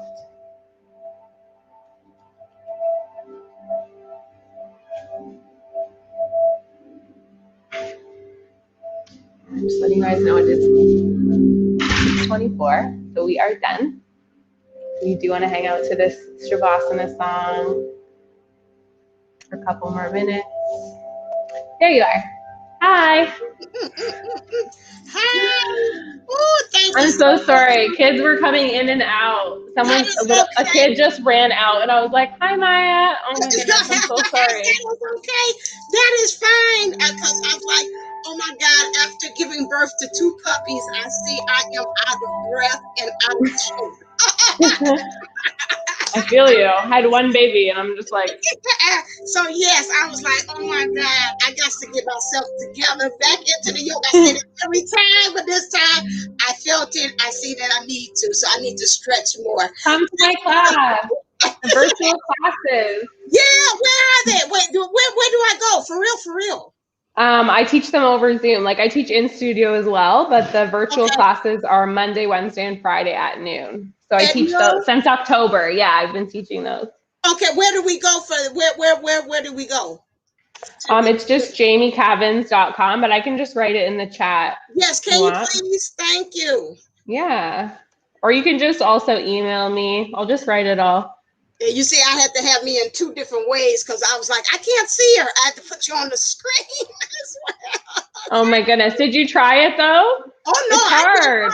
You can see by my hair, it was beautifully coiffed. Now it's all over the place. But yeah, I was trying it. Yeah, it feels more hard when you haven't done it in a while. Yeah. So I was like, don't do this no more to your body. God, please don't. Oh my goodness. Yes, you're supposed to take breaks when you feel like you need to. Right, that is true. That is true. Okay, I put my website and my email. Okay, great. Thank you. Wait, I should put my Instagram. Yeah, put your Instagram, put all that good stuff. Mute you. I know how I sound. Thank you. Thank you. Yes, thank you so very much. And we end the day on a great note as far as us doing that. So you're going back to your pool party, take a stroke for me, a butterfly stroke or whatever you call it for me. I'm just going to take this mascara back off and just dive in. Like. All right, then. Thank you so much. Thank you so much for having me. Namaste. Namaste. Yes. So as always, with that in keeping, understand, oh my God, I was cute. That's why I waited to the end. I said, oh, I'm not going to do this again where I am sweating and then I got to keep on doing it live and I'm looking at myself and talking to myself like, why did you choose to do that? And that, so I was like, we're going to do that yoga at the end. Yes, that was me taking control of the controls that way. All right, then. You all stayed at the bitter end. Oh, good. Right on the 5:30 thing. Take all this stuff seriously. Take all of this information that was given to you. Look like mom. Give it to you all as far as rebirthing yourself. You got a lot of good stuff. This will stay up here. I forgot to open up the other events, but I'll let them stay open because, again, I said the Divine Unisouls was going to be talking about the niches. Audrey said it's going to be more so like a community center where I do more collaborations and working with other people on here, just like it means Divine Unisouls and interviews and things like that. That's what this will be. Don't forget to also trek over to Divinely Speaking Unplugged, the podcast, and also the YouTube, where I have rebirthed myself into now knowing my niche, which I want to help those who want self-union that has that overthinking that thing. So that is where I am going to be at right now. This one is about unity and being together. I'm not adding any more other stuff. What's out there is out there on there, and I left that all open for you all to use. All that stuff, like we say on the playground, is still good. It doesn't have an expiration date because the principles and the things that were taught there on Divine Unisouls, this channel, is still needed. And you still need to know. You can see my growth, and I'm going to leave that out there for transparency. However, now I have evolved and became into another butterfly, and my thing is now focusing in on self-union with that. So make sure you go check over there. Now, as promised, those of you all that stay to the bitter end, let's see who is going to get a past life regression session that's really valued $250, which is usually 3 hours, which includes energy clearing, talking and seeing what are some unlearned patterns that you have learned. So let me see who is going to be the winner for that. Go to divineunisoul's11.co. Those of you all that have won, hold on a second. Give me a second while I go look this stuff up. Ooh, here we go. Not co. No, I want my Gmail. No, that's the wrong one. Here we go. Go to my email and email me if you have won. Some of you all already know, but just as a reminder, because you know how my mind gets. I say, hey, I won the book. Hey, I won the session with so-and-so for the Yoni's thing. Let me know and just remind me so I can hit you up and connect you with the right people. And then for myself, also Gmail me too, because I forget. All right, then. Let us see in that chat. Let us see. Who is the winner of that one? Oh my God, it's April. April, you got a Golden Life Unlimited, a past life regression session. All these people, what is this? You won it. Yay. Okay, and let me see, since she talked about the MAT, Audrey did, she ran off. Let me see who wants for the MAT. Let me put that down too as well. She'll tell me what she wants. Oh my God, she already, did you get one? No, you haven't. Sweet B, sweetie, you got an MAT session where we tap into your traumas and pains in your body as well. I don't think you did get one. All right, I got you down. MAT, past life regression session.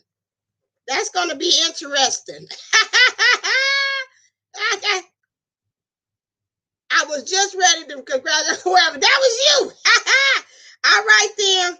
Yes, we swap services between ourselves. I got you.